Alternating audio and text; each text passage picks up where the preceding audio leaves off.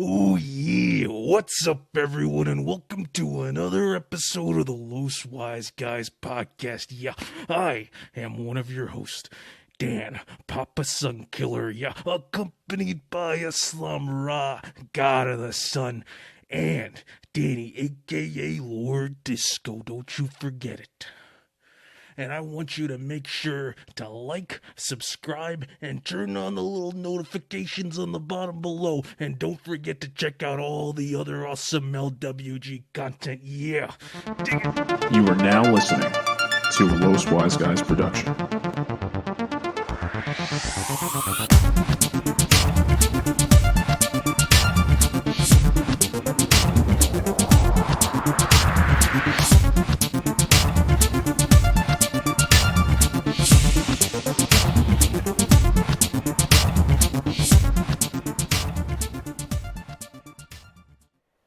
So I got the vaccine booster this past week. The good old Moderna. Nice. You grow an extra leg yet? Not yet. Your balls swell up? Did you get Pfizer the first two, or No, also it was Moderna? Moderna all the way. Those are the people that I put my I bought stock from, and those are the people that are going to inject me. Okay. Can you actually even mix them out, or is that? You can. There I was was doing check. There was I a doing study that came out that said it might be better to mix them. But yeah. Catch how you gotta collect all the vaccines like gym badges. Yo, there Like was a Jim meme Ba- about that when they first announced the booster. Someone came out with the picture of Gary, with his eight, Gary. and it was just like a vaccine shot 1, shot 2, booster 1, 2, 3, 4, 5, 6, 7, 8. Like that's like the booster, like the shot passport you're gonna have from now on. Just if they had badges, I think people would get shots. yeah. Like they would just go to every state and get a shot so they can collect the badge from the states. They'd have all 50 states. You're absolutely right. That would 100% be a thing. People Yo, would the government- definitely do that. The government is so stupid though. Like if they should ask people like us, Yeah. be like, how can we get people to take these shots? Yeah. Pokemon badges. It'd be so simple. 50 states. Yeah. Each state has a badge. Collect them all. Yeah. Then you get the special edition ones. Yeah. You have the shiny Pokemon. It's like, oh, this one has like an extra little bit of Pfizer in there just for you, you know, like. And you have to because you have to take them every 6 months, right? So you'll be taking 25 years of shots, right? Because there's 50 states divided by 2. It's 25 years of shot. That's mad money. I feel like everybody's just gonna dump mad vaccines in their body real quick, and it's gonna create I don't even know, blood clot or something. A super virus, and then we're all gonna be zombies because we were like, hey, let's do Pokemon badges, and we destroyed the world. You're like, I got 5 badges this month. I don't know. I Okay. don't feel so good. I take it back. The government is smart for not letting us do this. No, because the government in this scenario, the government just wanted us to get people to get vaccinated. They didn't worry about the results or the repercussions. We did our job. Yeah. Now they have to do theirs. Oh man. But no, yeah. I got the thing. It was funny because I did it at a pharmacy. After doing everything in a hospital, because I work there. So I was like, all right, let me do it all in the pharmacy. It's not going to be as organized. It wasn't. It was annoying. Nothing is organized. The only place I went to that was organized was those mega sites, and they were run by the army or the National Guard. Yeah. I went in, everything was just 1, 2, 3, 1. It's just station 1, station 2, station 3, shot, goodbye. Yeah. It was just smooth. The pharmacy was annoying, man. It's I had the appointment scheduled for 10:10 a.m. and I didn't get the shot itself till about 10:40. Oh wow, half an hour. That's crazy. Yeah. And I thought they asked you to sit there for 15, 20 minutes, right? That's the funny thing. So I was just all right, so I have to do that afterward. And the lady's like, you can leave. I was like, well, don't you have to make sure I'm good and I don't, die? It's like, no, it's fine. You can go. I'm like, okay. She's like, no, it's fine. You can die. I don't care. It's like, Just peace leave. out. So that's what I was like. All right, she says peace out and does the cross. She's like, I'll see you in the afterlife.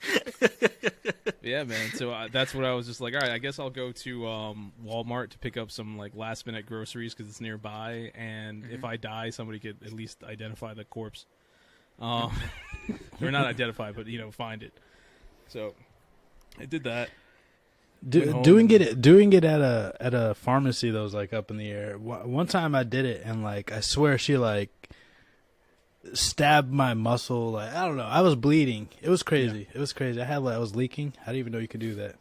Oh yeah, that at the hospital, that used to have me every time. This one little old lady, it's like she was waiting for me. She's like, "Oh, here comes this motherfucker," and she did like the cock back and like jammed it in my arm every time. So it's like I got used to that. So this one was just a normal shot. Damn, cockback. Damn, Yeah. she must not like your ass. She's like, "Oh, Danny." Well, the one time she gave me an Avengers Band-Aid, and I gave her so much shit for it. It's funny because I was just like, really, Avengers? She's like, oh, I know, this, that, and the other. And then she laughs it off. She's like, okay, next. I was like, I'm not joking, ma'am. I'm not joking. I'm serious. I don't want this Avengers. Do you have a Justice League? Is there a Batman? You're like, I need a Batman Band-Aid. And she was like, this is all I have. And I ripped the Band-Aid off, and it was still leaking, and I just walked away. Would you have settled for a Robin Band-Aid?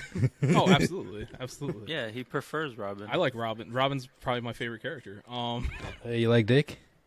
Dick Grayson. Yep. He is the best. So you do like Dick? Why'd you say it like you caught me? How you do? I caught you red-handed. You like Dick? Oh, That sounds fun to say. But no, I got that, and then I came home.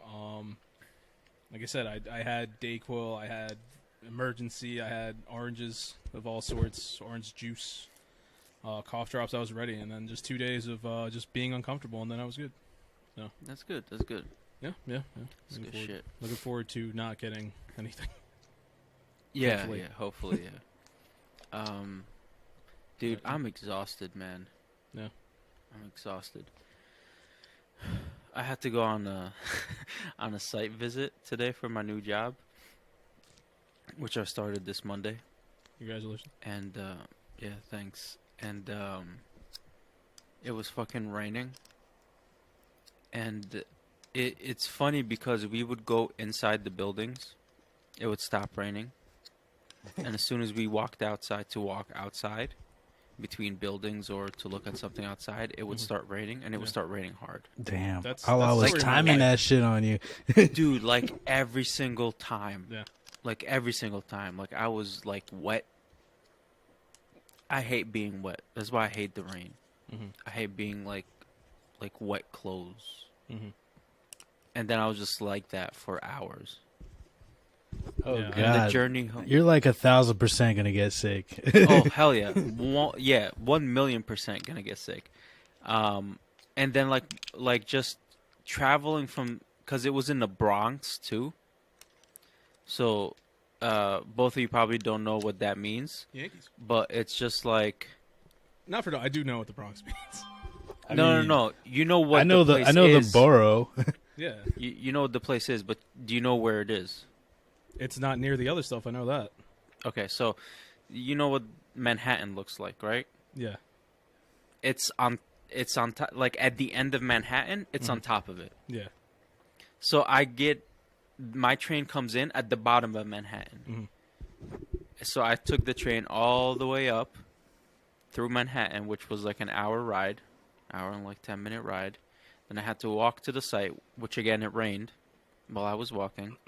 And then I traveled all that way back, got to Newark, and then from Newark I took a train, and then from that train I took an Uber home.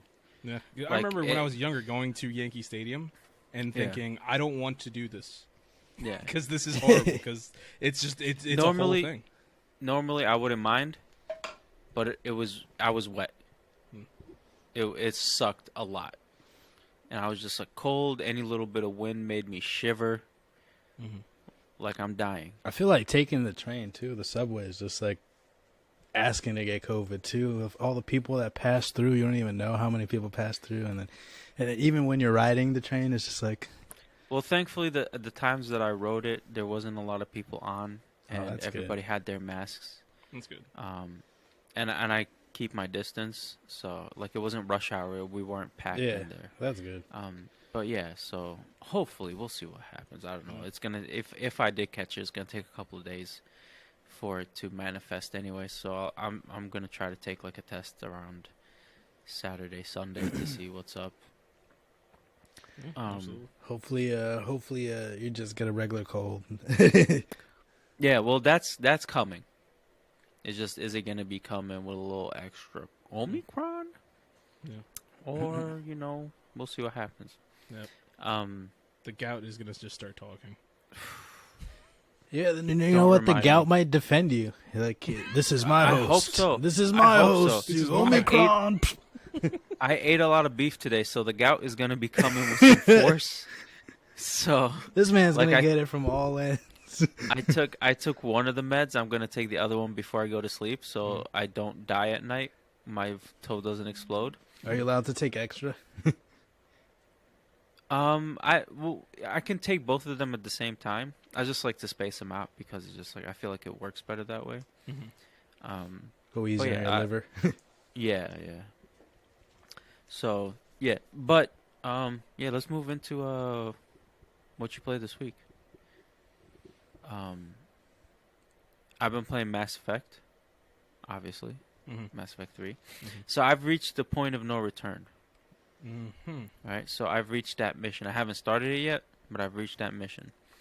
You know this for a fact. Yes, because I did what you told me, which is look up Mass Effect 3 Point of No Return, and it told me the mission name, and then the mission has appeared. So I've it's appeared on my like legend or whatever. I mean, I'm not trying to test you, but do you happen to remember the name of that mission or no? It's Operation Cerberus Headquarters. Okay, yeah. So you already did all the other stuff. Yeah, so I did the Quarian mission. Nice. Right. So I wanted. Yes. So I want you guys to guess what happened. You could have done what Danny did, where you. So the Quarian, So this is, which is interesting because I'm just like, what the fuck, Danny? After I did it, but so the Quarian mission, for those of you who don't know, at some point you have to make a choice between the Geth and the Quarians, and whether you're gonna let the Geth become sentient and conscious, or you're gonna let them be destroyed by the Quarians. And what do you guys think happened with me?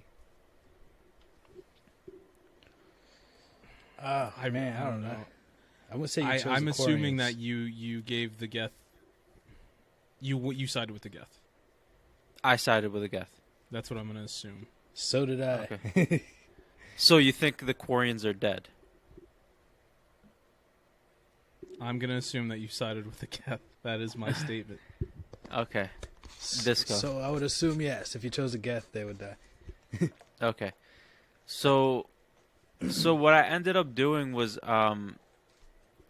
Wait, who are you dating? Definitely not Tali, right? No, I dated Liara. Okay. I feel like you sided with like the little soldiers from the Little Soldiers movie. Who, me? Yeah. Okay. It's Yeah. gonna be something. They brokered the peace, but so I didn't exactly choose the Geth over the Quarians, but I did let them become sentient. Okay. And I told the Quarians to stand down, to stop shooting at the Geth because they're about to wake up, and if they kept shooting, they would get annihilated. And Talia backed me up on it, and I ended up saving both of them. So now they're at peace with each other on the planet. Good. Same decision as me. Yeah. Oh wow! So you saved both of them? Yeah. Must be nice. I was like, damn, bro, how did you see? The thing is, like, I figured I can do that when the two other options show up. When you have enough of the Renegade and Paragon. Paragon, yep. Yeah. So I went with the Renegade option. I wonder if the Paragon does the same thing. I remember because every time I played it, I've gotten that result. I saved them. Yeah. I Damn, want to okay, say so y'all just naturally good at games. Damn.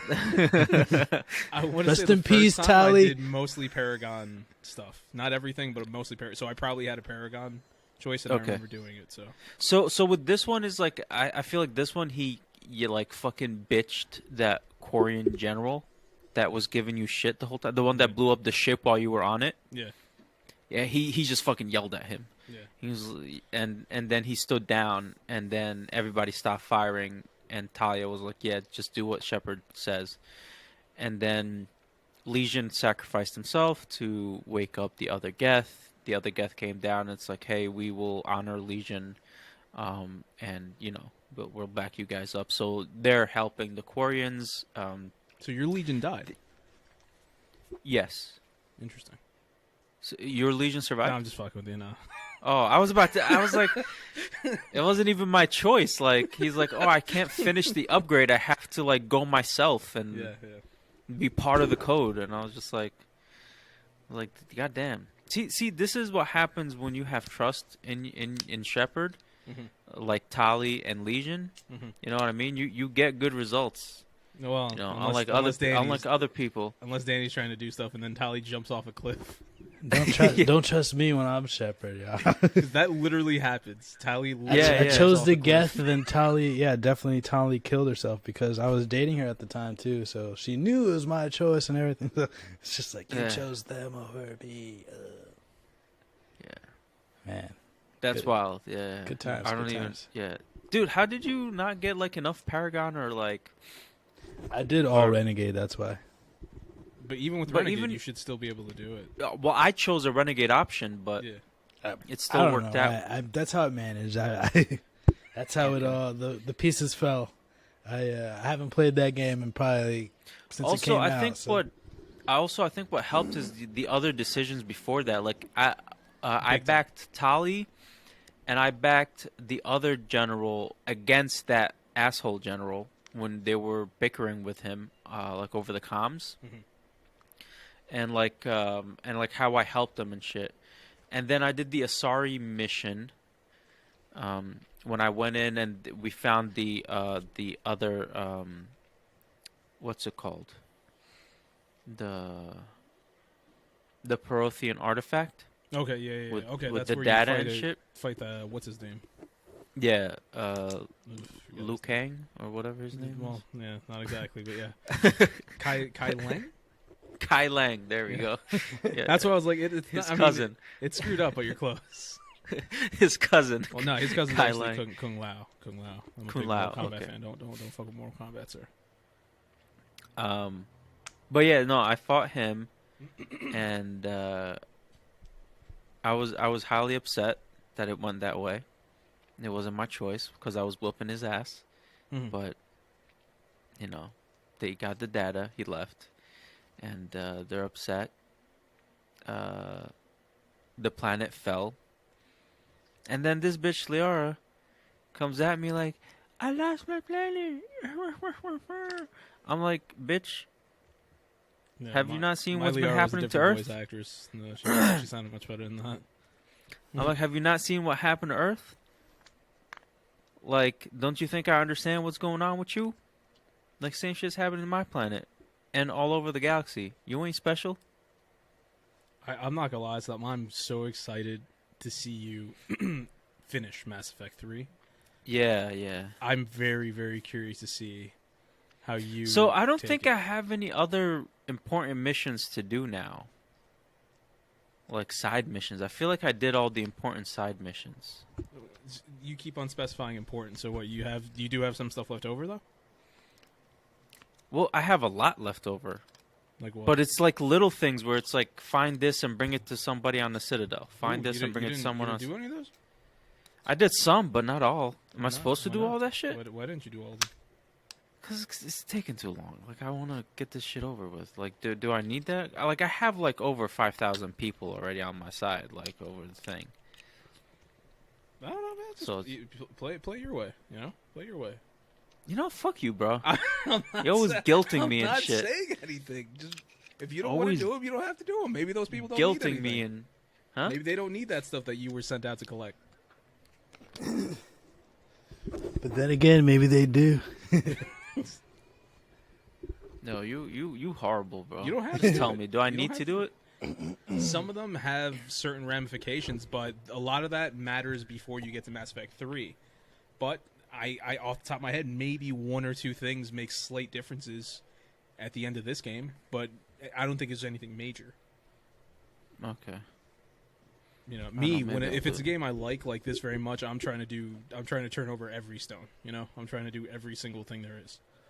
I don't know about you, I would go into Shepard's quarters and try to make sure I feed the fish all the time. Like, that's how detailed I go in this game. Oh, you can do that? Exactly. Oh, my fish died a long time ago. Exactly. I even got to the point where I made sure that I bought the thing that automatically feeds them, but I would still check up on them every once in a time, and the space hamster. I have a hamster? You also have a bathroom in your quarters. I don't know if you realize that either. It's behind a wall. I do have a bathroom in my quarters. She's like, I have quarters? Yes, you have a space hamster. Yeah, I went to the quarters. I called people up. They came, talked to me. I played some chess. I told James to join N7. And that's about it. Like, in my quarters. Like, Yeah. No, it's did, hey, man. did Liara? No, I don't think I did Liara in my quarters this time. Did you get any of the news, the interviews from the news lady? Did I do them? Yeah. No, I didn't. I don't talk to that lady. I don't like her. Oh. When you go in and she's like, Shepard. Like, Commander Shepard, like, can we talk with you? And I'm like, no, bitch. There's two of them. There's the one lady that you can punch in every game. And then you can actually punch her? Yeah, I punch her every time I play. Oh, I never punched her. Yeah, there's the one lady. The one on the Citadel. Yeah, they're both on the Citadel. Oh, okay. So there's one lady from the very first game that you could punch her in the first game, you punch her in the second game. I think in the third game she tries to punch you, but you dodge and then take her down. I hope you punch her. It's like dodge punch. You can't Dude, punch I me. didn't know this. Damn, I wish I could punch. Do every little mission, Serge. Pay attention to every single detail. This is how you find the cool things. Damn.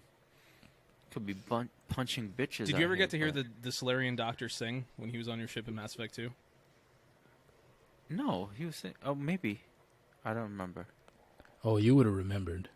You don't forget something like that. He's got a voice of an angel. Was that a side mission? Because I'm pretty sure I did all those. It's just side a regular. missions. You just talk to him. Just make sure you talk to him. I talk to him all the time. No, apparently he didn't like you enough. I guess not. No wonder Caden turned on you. But no, I'm very curious to see how you feel, because you do know that Mass Effect 3 is one of the most controversial games like ever. Yeah. I'm very curious to see how you feel With the about it. ending, yeah. But So I'm interested to see how it goes too. Yeah. Danny, what you been playing? I've been playing Witcher and World War Z. I got to a level in World War Z I can't fucking win. I might have to go online, recruit some strangers' help. I keep getting to like this. I feel like it's the last leg of the mission, and it's like they keep just flooding zombies at me. It's like, oh, go to this side of the train, kill the zombies, protect the conductor, and then after I kill those pack of zombies, I go to the other side, and I got to do the same thing again, and then I have to keep flip flopping, and I just can't keep up with all the zombies. World War Z just is on another level. Yeah, the amount of zombies in that game are insane. Yeah, kudos to them too for not getting like all laggy, and there's just like a million zombies. I've also been playing Witcher. I I found something out that I thought was pretty funny. Pertaining to Geralt's romances. Apparently, he can have a lot of random different romances, and one of them was with Uma, with a random like creature. And this is a line that he told her that I saw online. It said, haven't seen each other in 2 years. I want a solitary cottage by the sea. I want to lock myself inside with you, stay there for a week. And then look at this, though. I don't know if you can see it. Tilt it a little bit. Yeah, it looks like Gollum. It does look like Gollum. You see Geralt's just like, I'm in love with you. He was hitting that. Geralt's weird, bro. No, yeah, you could do some weird stuff in The Witcher. Hey man, let Geraldo live his life, right? Geraldo's out there. He's just like, you got a whole. Geraldo fucked the shit out of that thing. I don't know about Geralt though. So I'm just trying to see who else I can bang out here, and Stop playing the main game. Completely. Then I'm gonna finish the game, you know.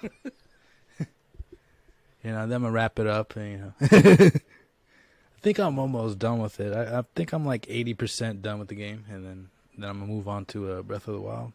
Finally, I'm at the point where I kind of want it to just be over. You know, when you get to you're playing so long, and it's just like, all right, I need a new game now. Yeah. No. So that's me for this week. What about you, bro? So with me, it's funny that you say that. It's like you just want to get to playing something new. So I've been just attacking games on my backlog, and it's funny because I'm not finishing anything. I'm just jumping from one game to another, and not finishing it. And then it's you maniac. I don't know. I feel weird starting a bunch of games at the same time. Well, that's the thing. It's like I'll start it, and then after a while, like I'll get into it, and then once I don't feel it, I'm done with it. That's the way I am with shows. Whenever I tell people like, "Hey, watch the show," and then I just stop watching it. At a certain point, I just don't feel it anymore. So I was playing Octopath. I got all the people in Octopath like for my team. So it's like now I could start the official main game. And I was like, I'm good. So like I stopped doing that. I started playing some Madden because it's been a minute since I played Madden. So I created a player on there, Desi Ricardo, in honor of Desi Arnaz, who played Ricky Ricardo. One hell of a quarterback, amazing player. Did wide receiver at the end of my college year, my senior year, but I figured, quarterback is where I was meant to be, so I stayed there. Won a Super Bowl and Rookie of the Year, Offensive Player of the Year, the usual. And then I was like, you know what? I never finished Dragon Age Inquisition. I have to finish Dragon Age Inquisition. The game came out in 2014. It is now 2020. It has to be done. So I turned it on, and I was like, all right, I'm ready to do this. And right when I was going to hit press start to start the game, I was like, you know what? What if I went back to the very first Dragon Age Origins, and played through the entire thing like I do with Mass Effect? And because I'm an insane person, I did that. So I started Dragon Age Origins again for the first time since like 2011. So I'm in there. I'm a city elf. I just became a Grey Warden, and I'm. You say you're a city elf? Yeah, as opposed to a Dalish elf. Yes. Yeah, I'm out there just doing my thing. I'm a rogue. I like playing rogue in these games. Ooh, I love rogues. Oh, they're the best. So I'm out there. His name is Dagon, and he's just out there doing his things. I got a dog because you get to recruit a dog in the game. I named him Buckus after Rocky's dog in the Rocky movies. Pretty happy playing this game. I played a little bit of Halo today with Rudy, just to remind myself how bad I am at shooters, and that's what I've been playing. Halo doesn't count though. Halo's not like a real shooter. Halo doesn't make any sense. I swear you shoot and it's just like it doesn't matter. It doesn't matter. For some reason, when I play Halo, all I do is shoot around people. I punch them and then I die. I don't know. That makes no sense to me. But that's all that happens when I play Halo. They have full counter. But yeah, that's what I've been playing. Okay, so, nice medley of games over there. Yeah. Did you bang anyone though? I told you I played Madden, right? You banged a lot of dudes. All right, so do you guys want me to jump into the news? Yeah, go for it. Yeah, hop in. We're gonna be here for a minute. Guys. So I have a lot of wrestling, and I do have a video game story at the end. Do you have any Japanese stuff? Asian stuff? Japanese. I got all the Japanese stuff. I want all the names. That's what I'm here for. When I tell you, it took me about 45 minutes to prepare the notes. Like, I actually had to physically prepare the notes. Yeah. He's like, Shingo Takagaki. All right, first off, I'm going to start off with American stuff. So, Toni Storm has been released from WWE. Oh, man. This was a weird one. She, on Christmas Eve, fought against Charlotte for the SmackDown Women's Championship. Fought for the title, and within a week was released. Turns out that she wasn't necessarily released by WWE. It seemed like she wanted to be released, so I don't know if it was burnout or whatever, but she eventually left. So Toni Storm, great wrestler, sad to see her go. Hopefully she moves on to better things. Another thing I want to talk about is AEW tonight, possibly now, I don't know, missing it, but there's a match between Bryan Danielson and Hangman Adam Page for the AEW World Heavyweight Championship. This is a rematch. The first time they fought to a 60-minute draw. And because it was a 60 minutes, amazing match. See, that's something that people used to do back in the day. That's a Ric Flair specialty. That's why people give Ric Flair all the respect. Well, that's not true. Nobody knows that he used to do this. Now he just did a bunch of rap songs, so everybody thinks he's cool. But he was known for going. He was called the 60-minute man. Okay, because he could go 60 minutes and he would bang ladies for hours. And Makes so sense. this is a 60-minute. That sounds exhausting. Yeah, that's Ric Flair, the Nature Boy. They don't call him Space Mountain for nothing. Everybody wants to get on the ride. Fastest ride, but the longest line. That sounds more like me, though. Fastest ride. Have y'all seen that TikTok where this dude's like, how long should sex last? And this chick's like, 12 hours. No. What? No. That's half a day, What? ma'am. That's half a day. Everybody in the comment outta section was here. going insane, just like, who is she having sex with? Like, God damn, 12 hours? I don't do anything for 12 hours. I don't even know, 12 hours. I can't is even just- sleep for 12 hours. That's ridiculous. You'll I be can do lucky a to decent get amount of 12 things in 12 minutes hours. out of me. Some wild shit. First time I played Last Effect. Wow, I want to play that game. Last of Us 2. I think I put in 14 hours in my first sitting.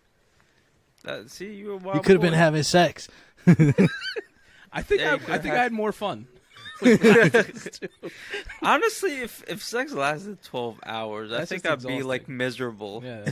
Like my dick would just fall off. Can we just do something else? You want to get a pizza? Like, I'll do that for 12 hours. For real. Eat.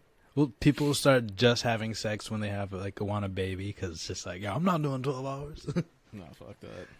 I did my time.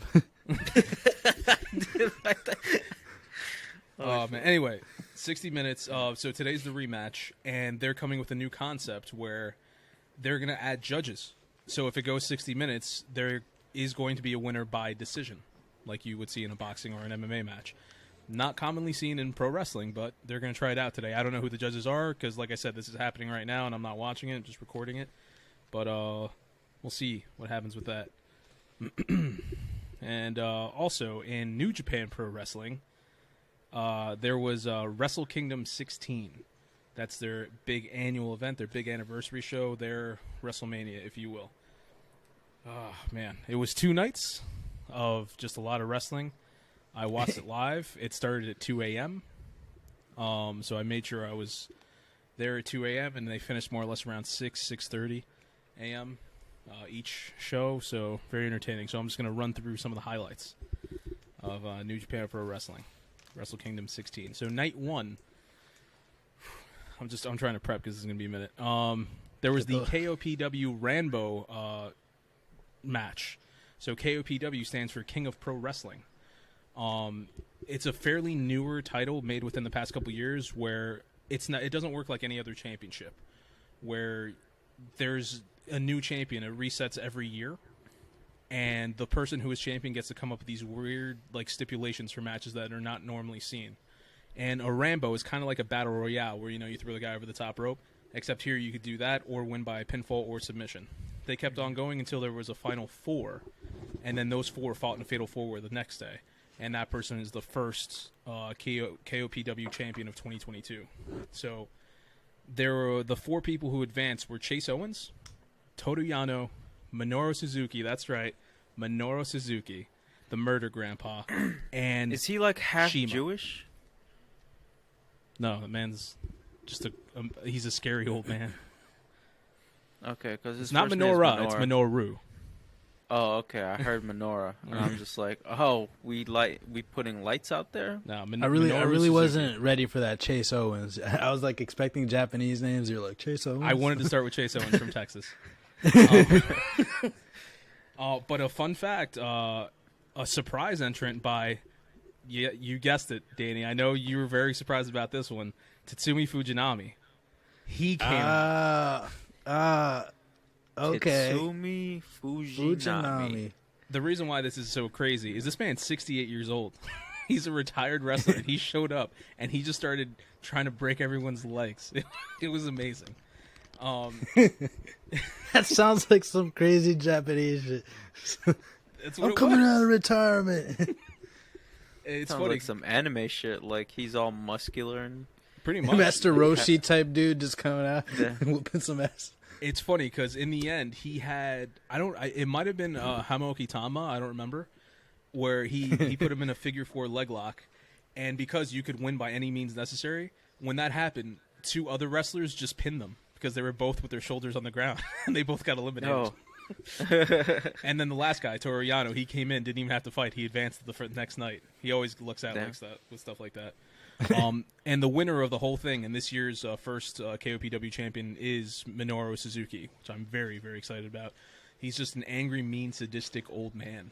So seeing what type of matches he's going to come up with are going to be amazing. Like at the end, he kept on beating up the guy that he had already beaten for the match. So the guy handcuffed him to the rope to get away. And then one of the young boys, the young lions, started trying to get the handcuffs off of him. But while he was getting it off, he kept on beating the shit out of the young boy that was helping him. It was amazing. He's like a Viking, just blood crazed. He's just that's it. Fighting.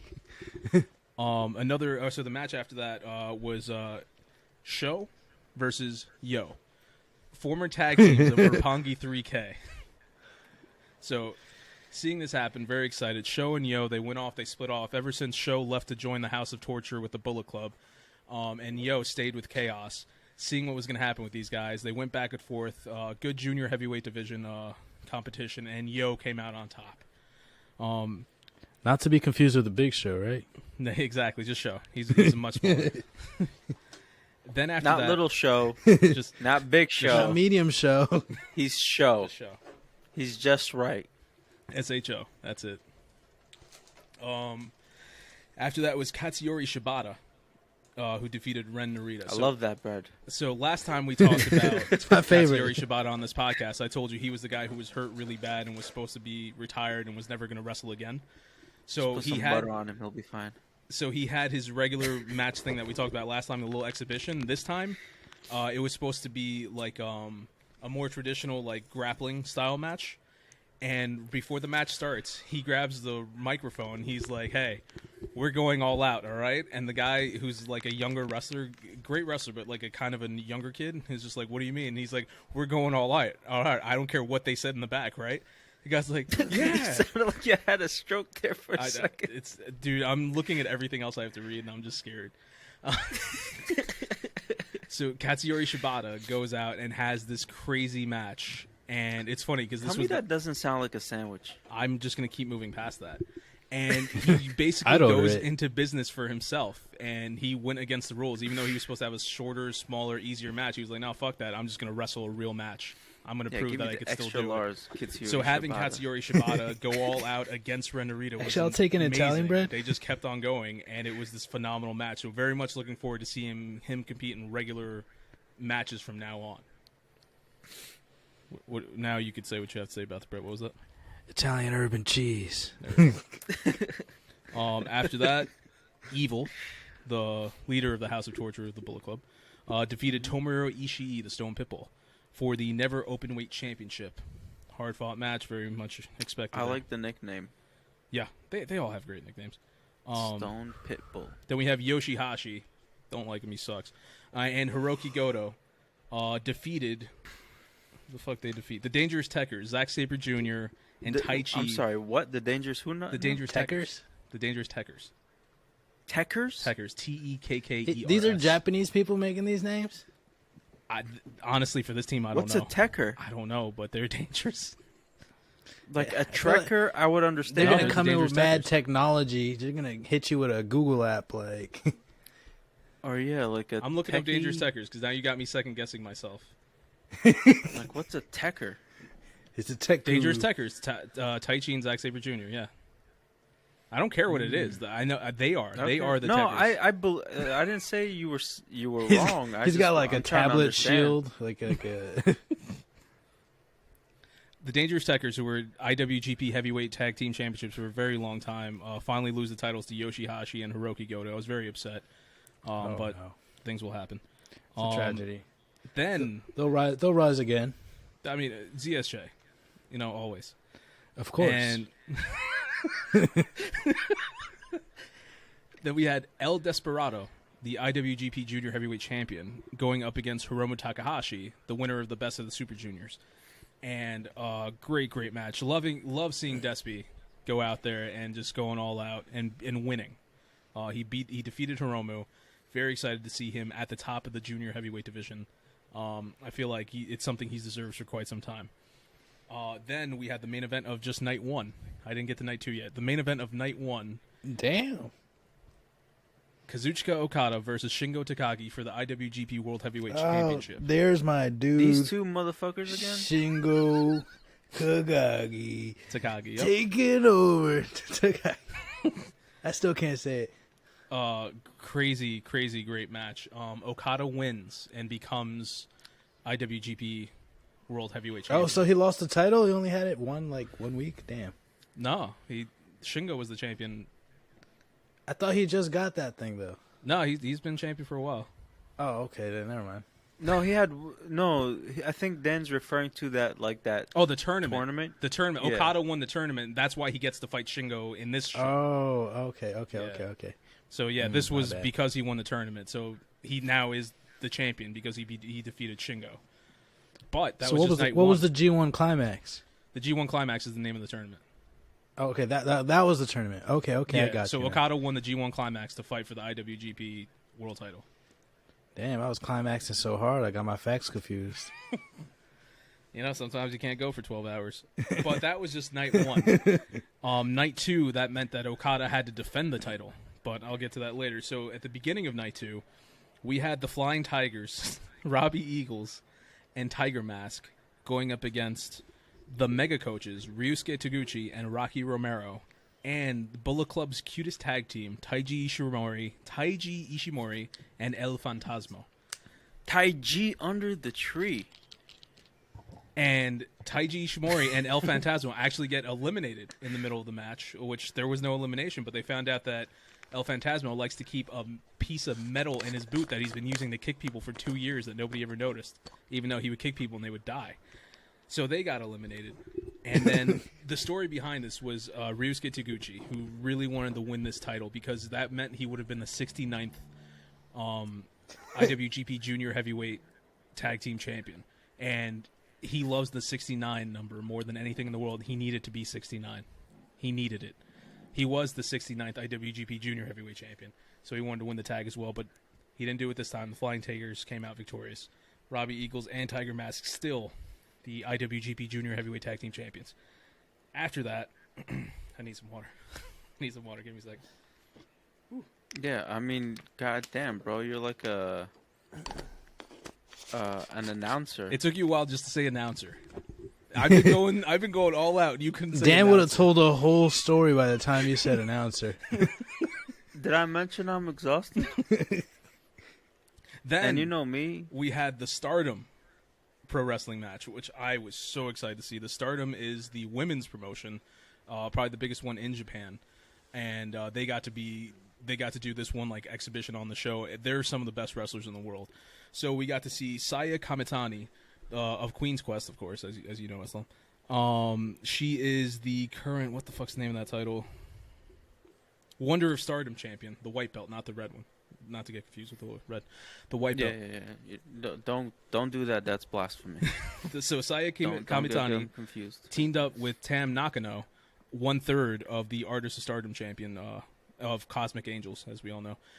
They went up against the legend Mayu Iwatani of Stars and of Oedo Tai, the high-speed champion, Starlight Kid. And they just went all out. They had this amazing These match. sound like superheroes. Some of them look like superheroes. You actually got to see Mayu Iwatani fight in New York, Islam. It was a great moment. It was a great moment. I'm sure you remember. That was the house match, right? Yeah, Before that was the dark before match. it started. Yeah, the dark match. Sorry. Yeah, I kept on shouting Kagetsu because Kagetsu is wrestling. She's retired now. So they went back and forth. In the end, Saya Kamitani and Tam Nakano were victorious. It was a great showing for Stardom. After that, we had Hiroshi Tanahashi versus Kenta for the IWGP US Heavyweight IWGP US Heavyweight Championship. And it was a no DQ match, which is interesting because Hiroshi Tanahashi is known for doing King's Road style matches. You know, he doesn't do the strong style. He's all about the King's Road. No DQ, no cheating, none of that. So he said, I'm going to do 20 years worth of cheating in this one match in a no DQ. And they went all out. They brought out big-ass ladders that they had to actually, like, build. They broke tables. They kept on saying that Kenta's eye was split in half. I don't know how accurate they mean by that, but it looked like it could have been his actual eye at one point. I don't know. Crazy match. Tanahashi did win and is the current IWGP US Heavyweight Champion. And then after that, we had the main event. Kazuchika Okada. All that was not the main fucking event. Jesus Christ, bro.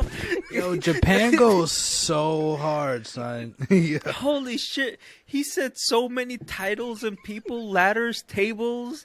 Yeah. Fucking somebody's eye got split in half. And Was it's this like, all right. special Now event, or is this just like a Tuesday? Like, yo. This is their WrestleMania. This is Wrestle Kingdom. Oh, that okay. makes so This is much Wrestle sense. Kingdom. It Okay. sounded crazy. Bro, I was just like, oh my god, none of this was the. Well, I'm scared I'm to telling find you out two what nights. happened in the main I'm event. telling you 2 nights. I'm on night 2. Okada versus Shingo was the main event of night 1. So now night 2, Okada, the newly crowned IWGP Heavyweight Champion, had to defend his title against Islam. You know him very well. Will Godzilla? Ospreay. Oh, okay. So Ospreay. this is an interesting one because Ospreay, who was formerly the champion, had to give it up due to injury. The title. That's when Shingo took the title, and he was parading around as champion, rightfully so. But he was technically, I guess you could say, the interim champion. Ospreay came back. It's like, hey, I never lost the title. I should still be considered champ. Now Okada holding the belt. Ospreay saying, no, I have the real belt. So who is the true champion? Is it Okada? Is it Ospreay? They used to have a brother relationship before, big brother, little brother thing. Ospreay always looked up to Okada until he separated and became the leader of the United Empire.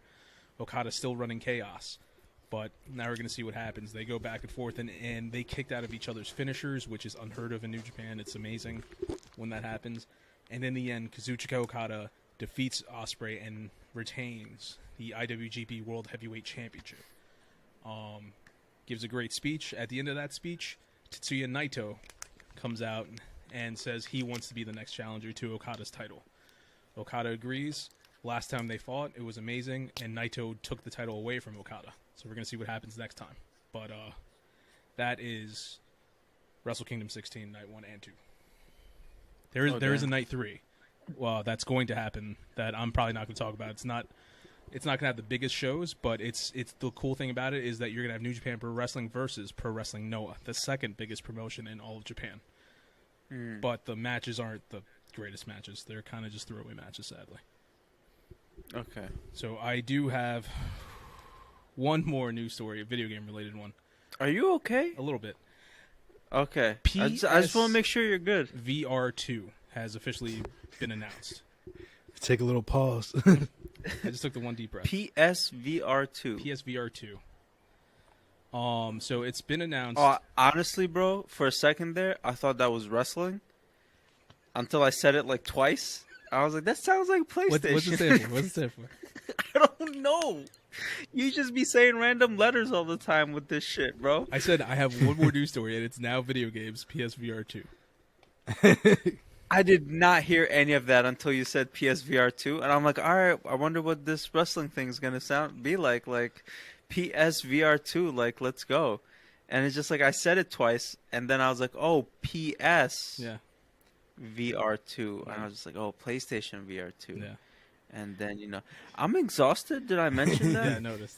You can't just be slinging around too many letters this late at night. Yeah, it's just my dude be saying like 65 letter like acronyms and shit like everybody like they're like ABCs.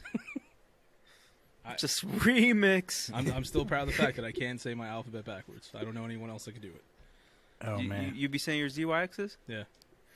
Didn't one of Jonathan's like God Kids or something could do their ZYXs? He knew the song.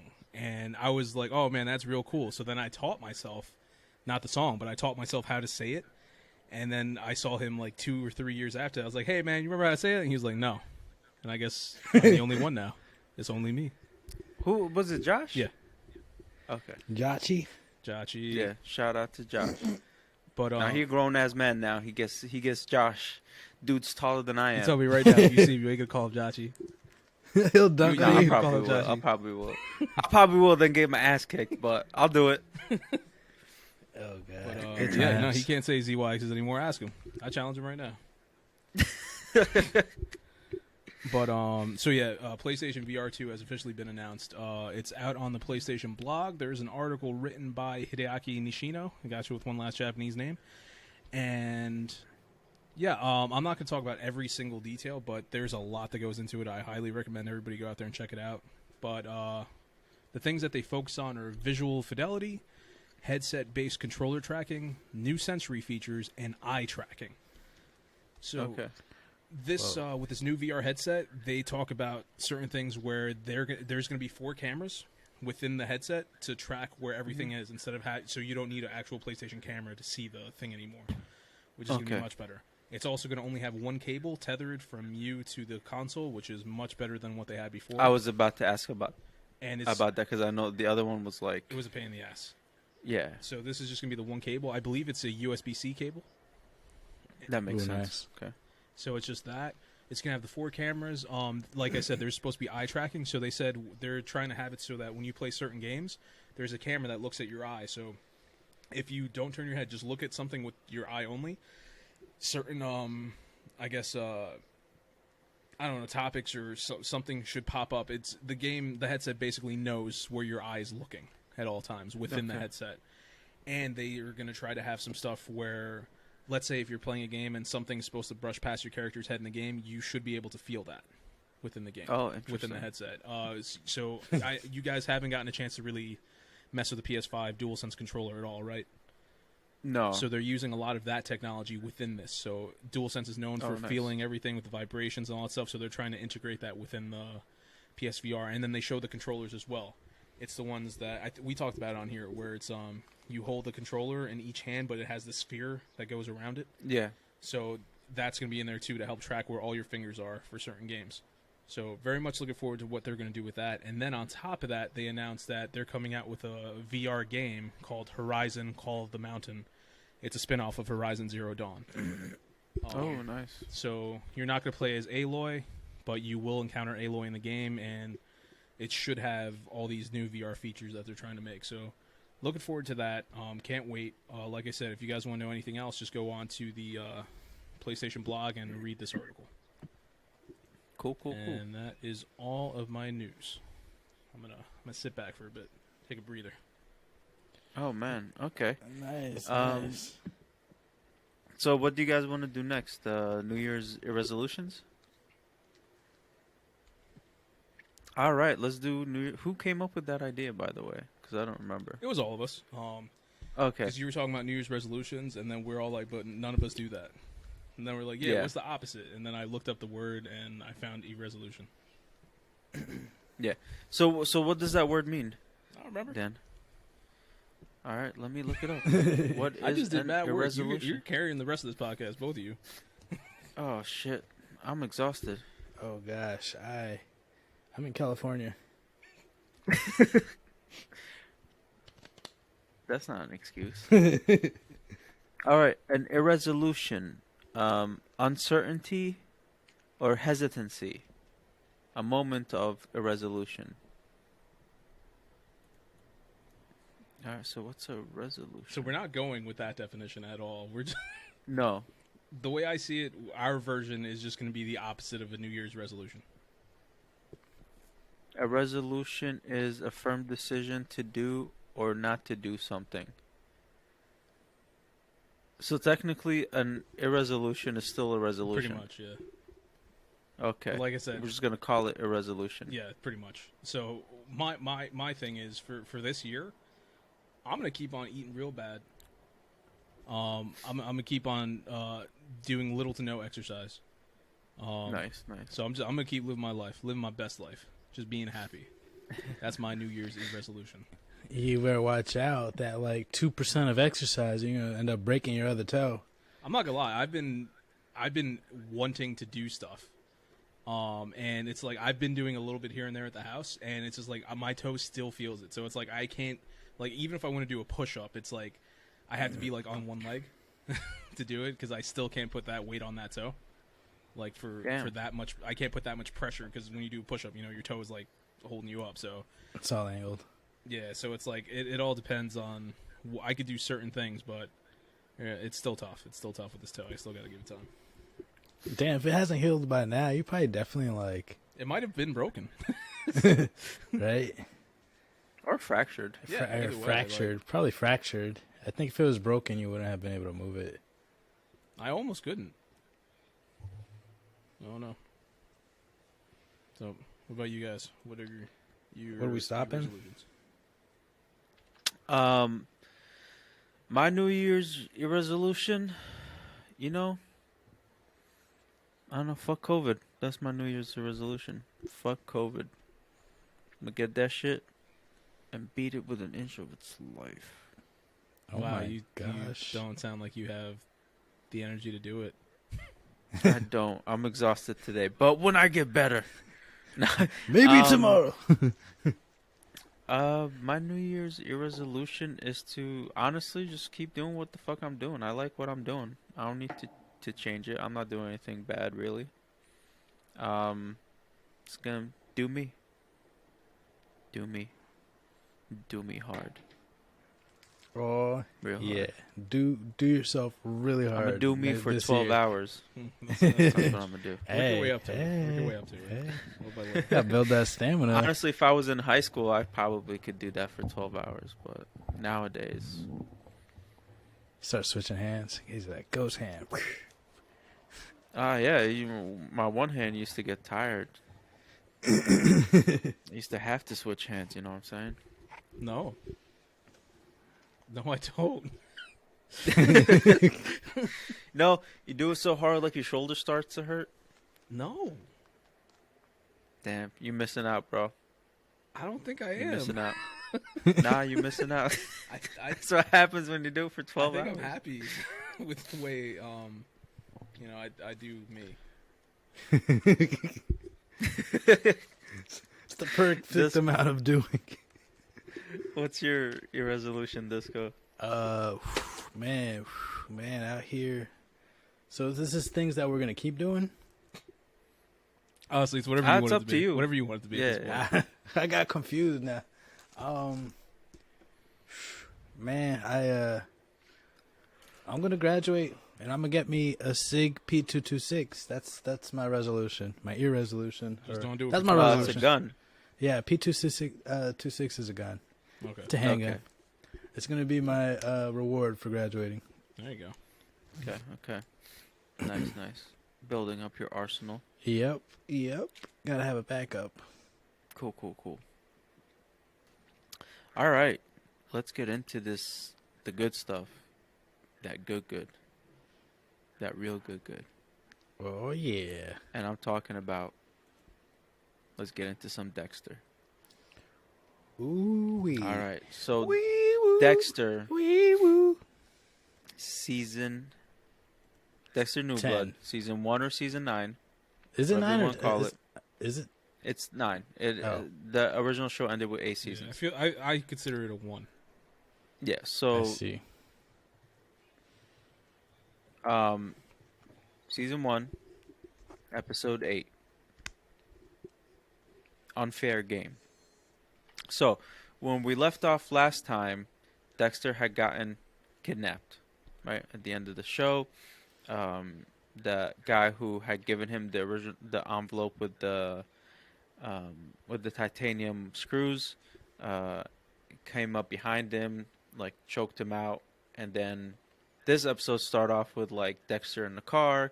He's tied up in a super wrong way, by the way, which is something I noticed real quick. I was like, that is a bad way to tie up Dexter. He's in the back seat. The guy's driving, and then we see Clancy Brown, Kurt, doing something in that like on that table that where he was trying to fix that girl's face he shot. But we don't see what he's doing, and that gets later revealed on in episode 9, which I just made the connection of like right now while I'm saying it. So we see that he's like, "Did you get him?" He's like, "Yeah, I got him, boss. I'm on my way." He's like, "All right, I'm gonna go work on the kid." So that's when Clancy like calls up Harrison. He's like, "Harrison, where are you?" He's like, "I'm over here at the in like the town by the tree." He's like, "All right, I'll meet you. We'll talk and whatever." So Dexter wakes up. He hears that they're planning to do something with Harrison, so he's zip tied. So he takes his hands that are zip tied that are in front of him. You're supposed to tie them in the back so they can't do shit. But their hands are tied in the front. That was a terrible rookie mistake, man. That was just like... Exactly, that's what I'm saying. You can't do that with Dexter. He's gonna Dexter. So he Dexters, and he takes his hands and puts it around the guy's mouth, and then like he causes the car to crash. Dexter flies out the window. The guy goes after him with a gun, shoots him in the leg. Dexter's still running through the forest. The guy is following him. While that's happening, Clancy's kind of like making another connection with Harrison. He's becoming more of a father figure. He's like, "I understand you." They go play baseball. They talk. And then they jump back to Dexter. He's still... That's one thing that Harrison was saying, that like he was saying that his father, Dexter, does not understand him. So exactly. So he kind of rejected him with the way that he is with his darkness, where Clancy's kind of sees it and embraces it. Kurt, I keep saying Clancy Brown, but Clancy Brown also is going to be in the new John Wick 4, I think. So just mention that real quick. But Kurt is like, he was great in The Mandalorian. That's all I'm gonna say. You're right. So we jump back. Dexter's going through the forest. He tries to do this trick where he walks back in his own tracks when he gets to the water. The guy is a smart hunter. That's about all he's smart about. He's like, "Oh, that's the old trick in the book." And he's still chasing Dexter. Dexter finds this abandoned school that he goes in, gets a knife, and then, sets a trap for the guy. The guy finds him. And while all this is happening, the cop is slowly putting together that Dexter is the Bay Harbor butcher, or at least a murderer. She's right. Yeah, Angela's getting she's starting to feel it. It's the advice from Batista: go with your gut, and she's 100% going with it. And she's proven that she earned that badge. Yeah, she's a great cop. Yeah. So she kind of she goes and talks to the drug dealer that Dexter beat up. And then he's like, "Oh, he stuck me with something in my neck." So she looks at the puncture wound. And then she goes and looks at the autopsy photos of the main drug dealer who was giving out the drugs. And they're like, she sees the same puncture wound. She was also talking to the black cop, which I forget his name. Logan. Also the wrestling coach. His name's Logan. What'd you say? Logan? I think, yeah. Yeah, so she's talking to Logan, and he told her about like how Dexter was already there beating up the guy, and how he didn't want to. So she's starting to like put all these pieces together, where she thinks Dexter's like up to something. It's still a little like far-fetched, but she's definitely putting it together. Like it's like it's not all together, but she's just following her gut. Yeah. Yeah. Like Dan said, she feels it in her gut. She's following her gut. She's slowly putting the pieces together. She's asking the right questions, which is leading her to more answers. And so Dexter ends up killing the guy who's chasing him in that thing. And then he leaves and starts driving towards the cabin where Harrison is with Kurt. And he's like talking to him. He gave him his scotch, like a single malt scotch, and he's cooking him up some venison. Dexter keeps texting Harrison, and Harrison's ignoring him. He's just like, Dexter's like, get away from Kurt, and he's just like, why do you keep saying this? He's a good guy. And like, once Kurt makes like the final connection with Harrison, where Harrison opens up to him while they're eating venison and all this, he like, you see, and I love Clancy Brown's facial expressions. They have been phenomenal throughout like the show. He's amazing. He's like one of the most he'll underrated do these actors like out there, because like he's the guy that nobody remembers his name. Which Yeah, is like, that's why I it's like fucking I make remember it a it now. point to never forget his name because of how good he is. Yeah. I definitely remember now. I don't even remember his character's name. I just remember Clancy Brown. That's, you know, and like he gives these like looks of like just pure like hatred and evil, and he's so good throughout the show and stuff. It's like that's when his dark passenger kind of comes out and reveals itself, and then he has to put the mask back on of like happy Kurt and, you know, like town person. And then he goes on, he wears his costume, he has his gun, and then he tells Harrison to get outside and to start running. And he's about to shoot Harrison, and that's when Dexter's driving the car that he was being held in, and he's like beeping the horn. And then Kurt's like, come on, I want him to see this, and blah, blah, blah. And then he realizes, oh, it's Dexter that's driving. Kurt thinks it's the other guy. That was funny. Yeah. And then Dexter almost runs him over. Kurt starts running. Dexter embraces Harrison. They look over, and then Kurt's just disappeared.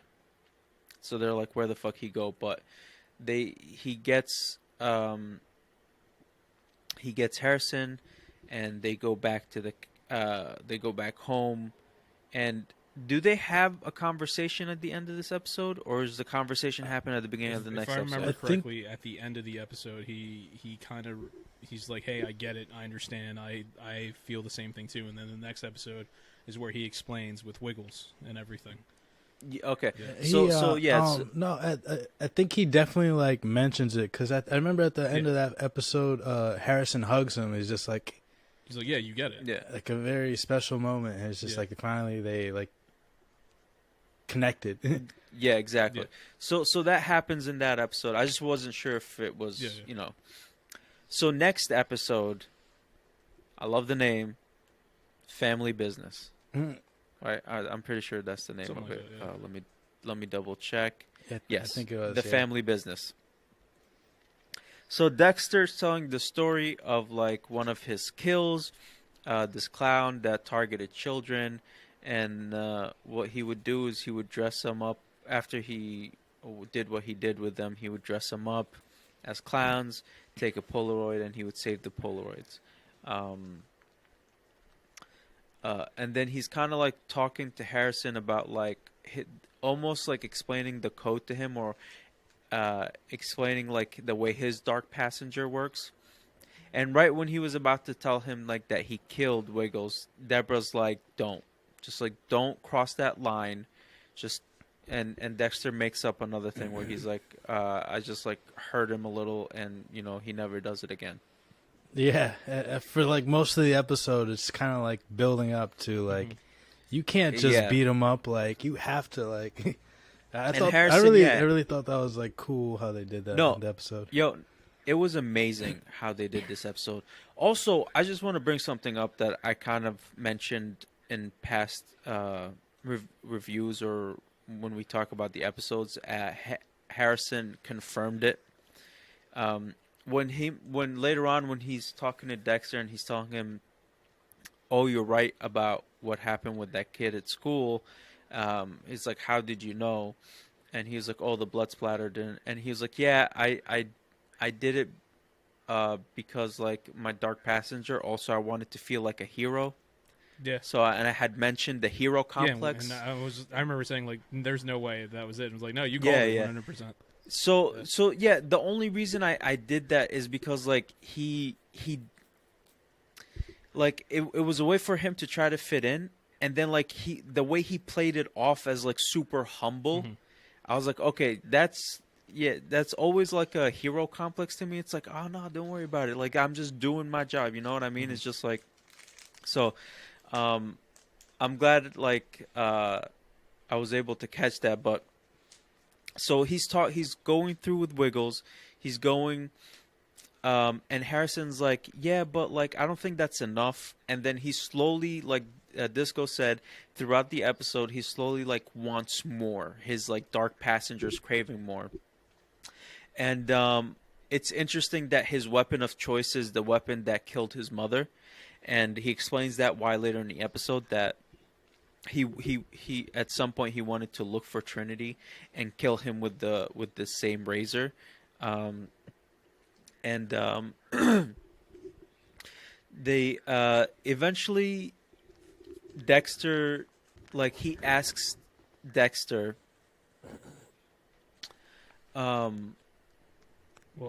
so they go searching for how Kurt disappeared. And on his property, they find this vent, plus like this area that kind of like looks like there was something built under it. Well, so they go. Before that is the Christmas morning. Oh, right. Didn't they assume he ran away and then he showed up at the diner? No, so they saw him running, but while he was running, he just disappeared. They're like, okay, he probably ran off. We're not going to deal with him no more. Christmas morning, he meets up with Angela and the daughter, and then Kurt shows up at Angela's house. Yeah. This is the part I was thinking about. Yeah. Yep. So they're at the girlfriend's house. They're exchanging presents. They're wearing the ugliest Christmas sweaters. They're talking whatever. It's funny because Dexter's like telling Harrison the code, and he's just like, he's like, "This is one way I like to blend in." And it's just like he knows exactly how stupid it looks. And yeah. So I thought that was so cool, like how. Well, that was Dexter's big just thing how always. Dexter goes about being, especially because in the beginning when when he was Jim Lindsay, everybody just fucking loves him. So it's like, this. Well, if is you it. go back to the original show, when they first start talking about Rita, the whole thing. He's like, I don't want to be in a relationship. I don't find sex fun, especially if it's 12 hours. And and it's just like most serial killers tend to be like single men that just seem suspicious. So Rita is just another part of my disguise. Yeah, that's why he dates Rita, and he explains. He also used to bring the donuts. He used to the donuts, into the office all the time. All that was just to just blend in, just be like everybody else. It was all his masks. That's all it was. So this is the same thing. It's like, ugly Christmas sweater thing. Like, look at me, I'm just one of you guys. He's the one that does breakfast really good. You know what I mean? He's like, And so that happens. Kurt comes by, and then both of them kind of just like go. They're like, how did he get away? Like, how did he disappear? He had to have gone somewhere. They go to his property. Harrison uses the drone that Kurt gave him to like survey from up top. They find this place. They're like, okay, so at nighttime we'll go and we'll take a look. So they go at nighttime. They pick the lock. They go down. They see that it's booby trapped with like a camera. They're like, fuck it. He has to know. At that same time, they're going. Kurt is at their cabin, and he set it up for like a trap where he sprayed the house with like gasoline, and then he set it on fire, and then he stood on top of the truck, and with his gun, so that way when they run out of the house, he can just pick them off. And he had picked just two bullets. So, but they never came out. So he's like, shit. And then they're going into his, this underground place that we don't know what it is yet. So, and they tripped the camera because Dexter's like, fuck it, he needs to know. They tripped the camera. He gets an alert on his phone. He picks it up. Sees them going into that, and then that's when he like kind of almost breaks down. He's like shit, and they go down, they turn on the light, they see his like little embalming area, and then they go into the back more, and then they see like the doll, almost like the life size like dolls that he's created out of these runaways.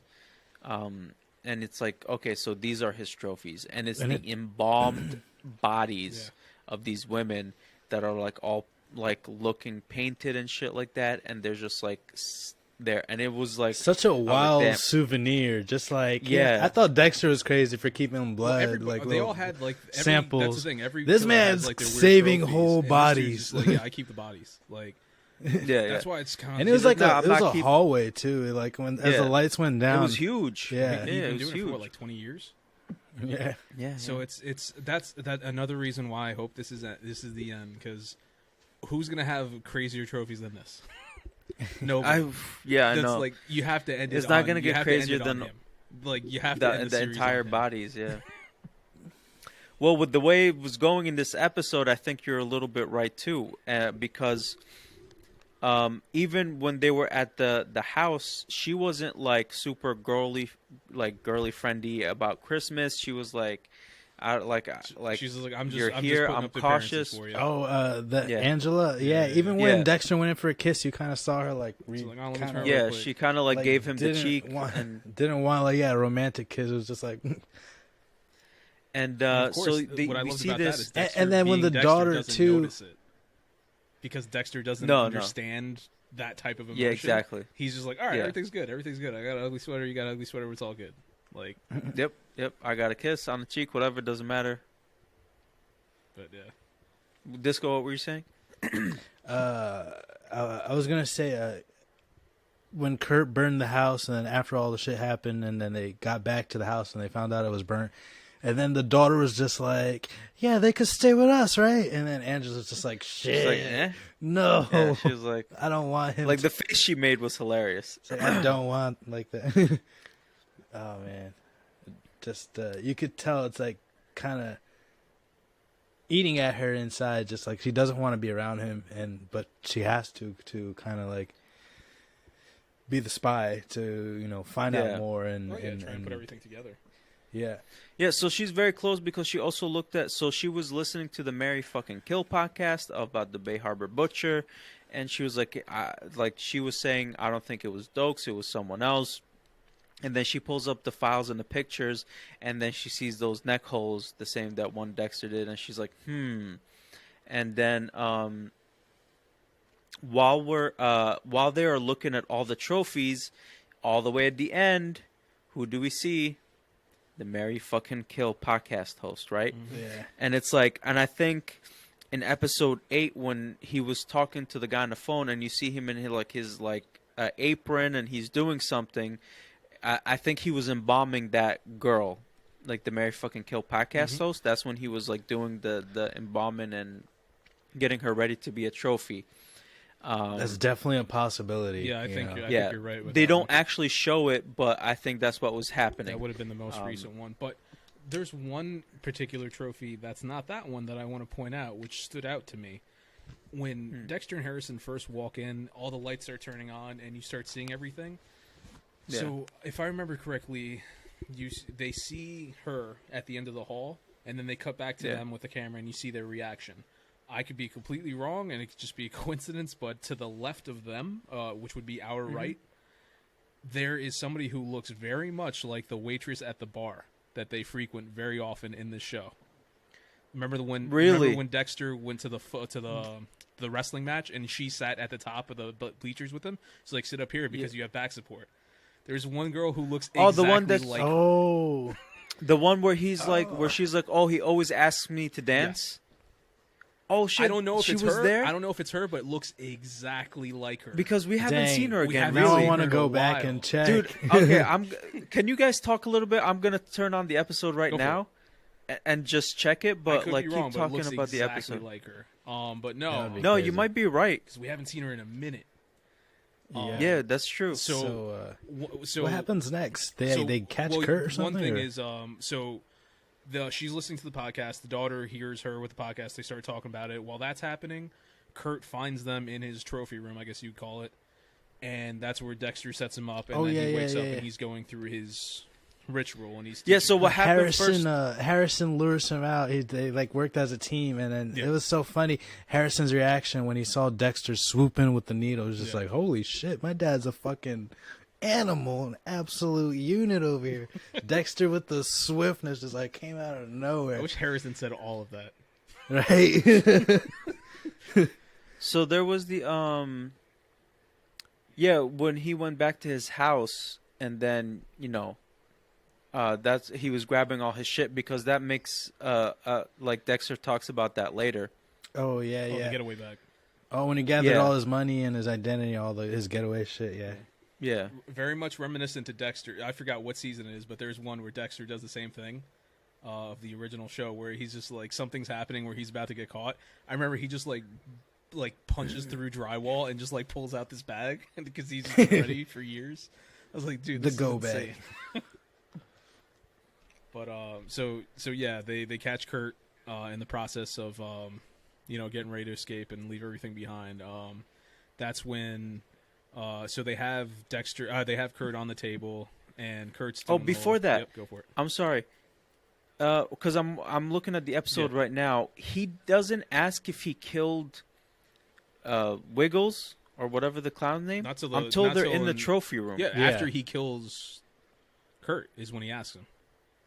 No, it's before that. It's before that. No, because I'm seeing it right now. He asks Kurt in the trophy room. Oh, when like, they first get to the trophy room. Yeah, when they see the body, he's like, "Did you kill Wiggles?" Set up the kill room. Yeah, you're right. Yeah, and then he was like, and that's when Deborah's like holding Dexter, and she's like, "Please don't." He's like, "Yes." Can I just say, I can't remember her name right now. Jennifer Carpenter. I'm loving her this entire season. She's been phenomenal. I'm one of the few people that always liked her, I think. But in this season, like, is that Deborah? Yes. Yeah. Oh yeah. In this season, the fact that, because I kept saying I wish they would have brought Harry back, and I still do. I would have liked to have seen Harry there, but having this side of Dexter's conscience being Deborah is so good, because she's at that point, you see her face, she's in tears, she's pleading with him, just like, let him fucking be a normal kid, please.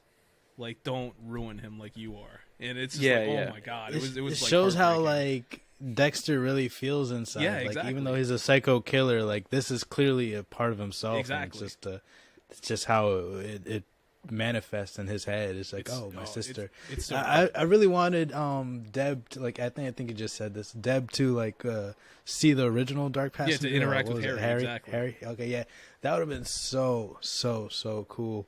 Here, I sent the picture in the group chat. Is this the girl you're talking about? What Because group chat?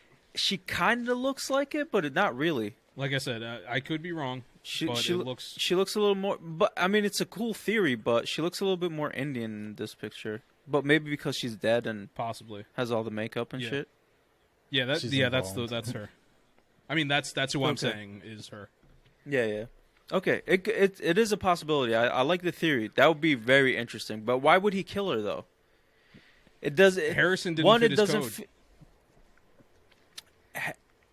Yes, but he was trying to get back at Dexter for killing his son. Right? I know, but remember, there was a point where he was just trying to get a kill. And with Mary fucking Kill, he killed her because, again, they might not fit the stereotype that they go after, but if they endanger them, they'll just fucking kill them. I see that she fits it. She roams from place to place. She doesn't have a steady thing. She goes everywhere, does all those things.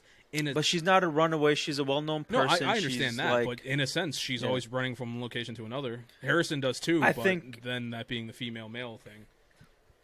I think for her, she just endangered his... No, absolutely. Yeah, but I could see him making an argument for why she himself, would fit. Okay. And like I said, though, the waitress doesn't fit at all, but I think it's just him, just like he felt the urge. He needed to get a kill. If that is her. Yeah.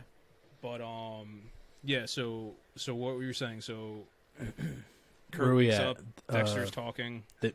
They made the kill room. Yeah, they made the kill room. They do all that. He's like, why so much plastic? And what I like is when he starts doing the process and Kurt's talking shit. He's like, oh yeah, it's my father did this, and Dexter, just stop with your fucking father. I don't want to hear this anymore. They go back and forth, and then that's when it comes out that Dexter killed Matt, and now Harrison's finding out for the first time. And then that's when Kurt's is like, oh, you didn't know? You never told him. Yeah, it's just a son for a son. That's all it was. There's nothing personal. They go back and forth. I don't know if anything else of merit is said, really. And No, he kind of puts the stuff in his mouth to shut him up. He said he said it was funny. He said that Kurt was like crying. Oh, it's my father's fault. And he said that when he had Matt on his table too, is like he was crying, saying that it was his father's fault too. I thought that was a pretty funny, ironic thing. Yes, and it's funny because also Kurt was mentioning sins of the father a lot before, so I think that's like a reoccurring thing in the past couple episodes that we might touch on again with the season finale next week. Yeah, Kurt kept on saying that to Harrison as a clue, just like, dude, your father is the reason why I'm coming for you. So, but yeah, and then Dexter eventually kills him. One thing that now, as anybody who's listened to this knows, I very much don't want this show to continue. I want it to end here. I want it to be over. And I'm grabbing for anything to further point that theory. And the fact that I think that's what they're going with this. And with the fact that Harrison is freaking out the entire time this is happening, I'm looking at that, and Dexter keeps telling him, "Hey, if you don't feel good, go get some air. Go do this, go do that." And then I feel like he was he wasn't freaking out. Like he was good. He was like. He was getting and his dark passenger was satisfied until he saw all the blood. Like Dexter, when his brother came back and he filled that room with blood, and Dexter got shook until the blood started coming at him, like the tub. Like when he was a kid, he imagined the tub and the blood was leaking, like almost in the same fashion. It triggered some PTSD within him. Then he was just like started like hyperventilating. Well, not hyperventilating, like but like he was freaking out. You could see he was just like getting affected by it, but. I don't think the killing really bothered him. I think it was just that blood. I mean, the killing added to it. I still feel like when it happened, you look at Harrison, he was freaked out when the killing happened. The blood did push it further. I think he was surprised. I don't think he was freaking out, but we'll see what happens next episode, because I think... Yeah, I mean, I could see him being surprised, because, you just found out your father's a killer, and then his father just this is how it is. I'm just I said, stab, I'm really hoping for the Lumen effect where it's done. Like his Well, he also told him he killed Trinity, so he kind of like let go of that there. And also when they went over the girl's house, when like Dexter had like talked to Harrison and like accepted him and stuff. And she was like, "Oh, you seem a lot happier." He's like, "Yeah, he kind of let go some of that angst." And also when they were talking on the truck, when they were looking for where Kurt had disappeared, and he was like, "So why didn't you just tell me any of this sooner?" He's like, "I was trying everything else." Try to exhaust every other option. He's like, "that makes sense why." Like, that makes sense why you were so bad at therapy, because he's like, I knew you were hiding something. So the way the episode ends, they get rid of Kurt's body, they put it in that incinerator again, like they put his son. They drive back pretty much in the morning. Their cabin is burnt to the ground. Dexter's like he's trying to show like what the fuck, but he's like, God damn it, Kurt. Angela's like asking him questions. She's like, where have you been? What time did you leave? Where were you? And he has like excuses. Like, he's like, I went shooting with Harrison because he got the new rifle. Blah blah blah. Like no, they went on a hike to see the blood moon, and he's like, I lost track of time. He's like, well, I was calling. He's like, I turned off my phone because I wanted to like pay attention to Harrison, be in the moment. And then that's when the girl's like, "Oh, they'll come with us. They'll come live with us." Yeah. And Angela's like, like I don't want that. I don't want no serial killer in my house. Also, one of the big things that we didn't say is the letter that Angela got. Well, yeah, that's all the way at the end. That's at the end. Yeah, that's right before the episode ends. It's like she gets the letter. So she gets a letter. No, she gets, because they're at her house now, because he's like, "Oh, I'm gonna go help the kids make breakfast." She opens the letter. She opens up. It's like Jim Lindsay killed Matt, and then the rest of the titanium screws are in the envelope, and she's just like kind of looking at him, and then the episode just ends. And also, this next episode is going to be the last episode, so whatever's going down is going to go down this next episode, so I can't fucking wait. season finale, which is going to be huge next week. We're definitely going to cover it. Thoughts on what's going to happen next week? So this is what I think is going to happen. I think Dan is correct. I don't think they're going to continue this with like a Dexter Harrison father-son kill team. I think Angela is going to catch Dexter. And I don't know. She's going to catch him. Do you think he's going to die? I don't know if they're going to struggle and they both end up dying. Or like she just ends up killing Dexter. Dexter's gonna run away again. He's like gonna be in Bermuda. Like Harrison is gonna live on with the code, but he might not do anything, or it's just like they're gonna leave it open ended. But yeah, that something like that. I feel like that's where it might go. Yeah. But I feel like this is like ending Dexter's story. Mm-hmm. Like, he made mistakes. Like, this is the second time another serial killer has, like, kind of bested Dexter.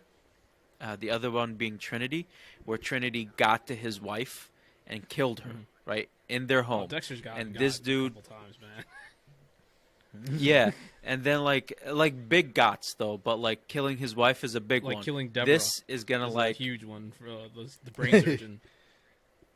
I honestly don't remember that season. I gotta watch. Yeah, the brain surgeon straight up murders Deborah right there when Dexter's just like, everything's good. I'm gonna move to Argentina. Everything's great. Oh my god, my sister's dead. My life is ruined. Boom. Like, that was bigger than the Rita one. Not for me. It was for Dexter. Rita was the shit. Huh? It was for Dexter. Yeah, that's true. Again, don't remember this season. Don't even remember the actor who did the brain surgeon. Listen out. Whatever. I gotta watch it again. He probably didn't after even watch watching that this season, I kind of want to watch all 8 That's again. why I'm glad that I back did into get to rewatch everything before this came Oh, out. nice. I mean, this has reinvigorated my love for Dexter, so it's just like I'll just go watch it again after seeing all this, and I can't wait to see Dokes. That's honestly that's kind of why I want to watch it. Back the very first time they introduced Dokes, I almost started cheering. Like, I was so excited to see Dokes again. That man, surprise, he motherfucker! needed to last for so much longer. Oh my god! In Dokes the books, he doesn't die as quickly as the show. Yeah. But oh my god, Dokes is so good, man! Surprise, motherfucker! Definitely worth a watch, a rewatch. Pizza pies, motherfucker. Yeah. So what your thoughts about how this episode is gonna end the season? I feel like it's definitely gonna come down to Angela finding. I mean, what else is left? Angela's gonna find out, and man, I don't know. I feel like Dexter's gonna go out like some sort of shootout type thing, or when he can't run away again. Like, yeah. When he had Kurt on the table, I thought Angela was just gonna like at some point like walk in. I was waiting for Angela to show up the entire time. Yeah, I was just like, let this chick show up so she can be like, oh, I was right. Someone did murder all these girls, and here are all the fucking bodies. And then like Dexter was about to kill Kurt, or right after he killed him. But no, that didn't happen. And I'm wondering if this next episode she's gonna find out about the bodies and get some closure. But we'll see what happens. I mean, you have to imagine she's gonna. She got this letter. She's gonna look further into the Matt thing. So she's like, okay, somebody says that Matt got killed. I need to talk to Kurt. Where's Kurt? I know he has a cabin somewhere. Exactly. Let me see if I can find him at the cabin. What's this? There's a weird underground cellar? Because the Mary fucking Kill lady told her about the cabin. So now she's going to see this weird underground cellar. She's going to get in there. Oh my god, I was right all these years. Where is Kurt?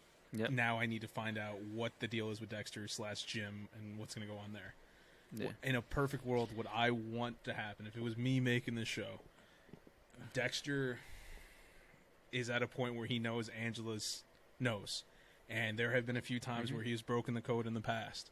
And he's just like, listen, if it was just me, I don't care. They get me, they get me. But now I have Harrison. I'm willing to do anything to keep Harrison, even if it's killing somebody who doesn't fit my code. So if he has to take Angela down, he will. While he's doing that, he gets stopped by Harrison. Harrison kills him. We end the show. That's what I would do. Harrison kills Dexter. Harrison kills Dexter. Ooh, he's just following the code. That would be poetic justice. That's Yeah. if it was me, that's how I But would like, do it. but like at the same time, Harrison doesn't see Dexter as a bad guy. He sees him as a savior of the innocent Exactly. by killing and if he these tries to kill murderers. somebody that is innocent. Exactly, that doesn't fit the code. Yes. I that also is do correct. think that Harrison just got his father. I don't think he would do it though, because he had that big moment when they were hugging in the car. So I feel like they definitely bonded. So I mean they feel could like do that, if that or- did happen. Yeah. It would be very hard for him, which would be interesting to watch. Yeah, I mean, if not that, then What it's- if they go the route? What if they go the route where Dexter and Harrison just escape and then they just keep I would going hate with that. the I would season? hate that with all my heart. I feel like that's just cheap.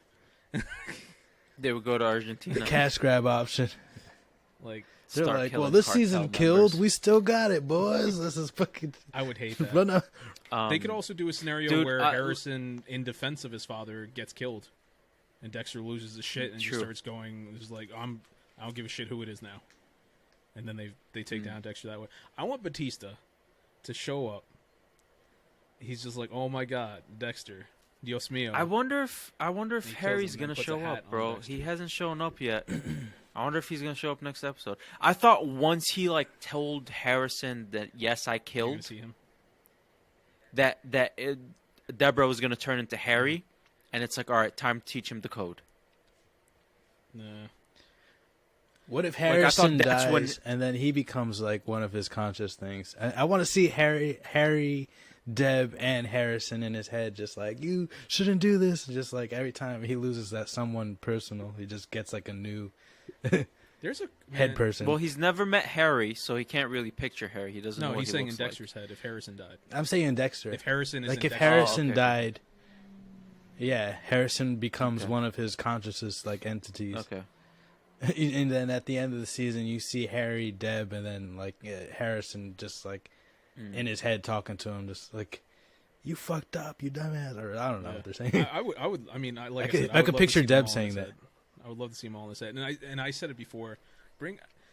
It's a long shot, but if they had Brian Moser, his brother was in his head before during season 4, the Trinity season. Yeah, Or, yeah. no, the season Yes, after yes. that, or 2, I don't know. But like, if have him in there too, just put the whole fucking family in there. You know. Just throw them all in. What if they created a new season and it followed Aster and Cody just trying to just live their lives, now that their grandparents are Yeah, raised that them, would be and they're funny. just trying to get a job. Make it a sitcom. Yeah.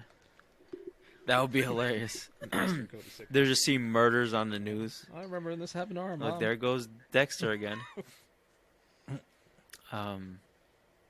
So there's definitely a dude- bunch of different paths it can go, like we yeah. just said. Like there's a Yeah. few different routes that we just mentioned. So I mean, who really knows? We gotta wait. Dude, I can't wait till next week. I- When does Dexter come out again? Sundays. I really love Sundays? this Okay. season though, because it's like every episode, or we talk about them like every 2 episodes or whatever. It's Yeah. like there really is so much to unpack, and Yeah. like there's different ways things can be interpreted, or different things that we want, and it's pretty cool. The fact that we're all coming at this from different points of view as well is opening up the conversation. Yeah, Big time. yeah. But It's awesome. It's really fun. Amazing writing, first absolutely. of all. Phenomenal. And this is like the final season. If it is the final season, this is the final season that Dexter deserved. Not last season, yeah. season eight, but- It was definitely a good conclusion to the Dexter saga. I would be happy if this was the final Absolutely. season. Oh, definitely. I would be 100% proud of this being the final season. Unless he runs away again somehow. If he runs away, it would be disappointing. I want him to get Honestly. like arrested or fucking killed or something crazy. Yeah, like that. something. They have to end his Dude, reign. the only right way to end this is Dexter's death. That is it has to end. Do that they way. end his reign in the books? I never finished the books. Oh, fuck you. Did this look this season up. Go happen in the read. books? Don't tell me though. Don't tell me though. Go read. I want you to tell me. God damn it. Or get the audiobook. But no, man. Like I've told you guys my theory. The best way to end Dexter is kill him on a table, lethal injection, and you have the victims or families of the victims of the people that he's killed, his big kills, all watching it happen. reminiscent to how he kills his people. But I would rather he kills have all the bad victims. people, so like all the people showing up would be like fucking probably like hood people, monsters. I mean, Trinity hangs out with hood Trinity's people. family would be no. Trinity's just out on the corners. No, drinking I would- Forties, That's just one hanging. person out of the hundreds. I would He's just like killed. see all the actors that he's killed in like the 8 seasons, Oh, give me Jimmy but Smith. all of them Give me Jimmy naked. Smith. Oh my god, you gotta bring All Jimmy of them Smith naked with the knife. Back. Brilliant, where, Dexter. Where the knife hit, like every person he killed, just like he sees them in his mind though. But they're standing outside the glass because there's no one Yeah, I got there, you. right? But he's just imagining them all, and they're just sitting there watching him, waiting for him to come to hell with But them. You know what I'm saying? I still like if you put Batista in there because Batista was in love with LaGuerta. LaGuerta died because of him. You put Quinn in there because Quinn was gonna eventually marry Deborah. Deborah's dead because of Dexter. Like even though he didn't physically kill them, they're still his victims because of what he he is. So it's like It there's took so many everyone people else that you around. could put around there. You could Jimmy Smith's family. He had a wife and he had brothers. Well, I don't know if both his. I think one of the brothers survived. And it's like there's a lot of people you could put around there. I would love to see that, but I don't know. Yeah. And not for nothing, Michael C. Hall, the actor slash producer on the show, has himself said he did not like season 8. He wished that he feels that the perfect way to end this is if Dexter dies. So just saying, he's producing this. Hey man, I feel like that's gonna happen in the next episode. I really do. I think you're right about that. So I'd be surprised if he didn't. At least locked up, like Angela. if he's the like, producer he can't and bring he didn't himself to like- kill Angela or some shit, and Angela will arrest him type thing. I don't know. Just don't have him run away again. yeah, I don't know. I think if he's the producer and he has a big say in how it ends, and that's what he wanted, then that's probably what's gonna happen. hopefully. So, Yep. all right, but that's enough of Dexter. Let's move on to our next show, and so this is a new show that just started, Boba Fett. The Book of Okay. Boba Fett. The Book of Boba Fett.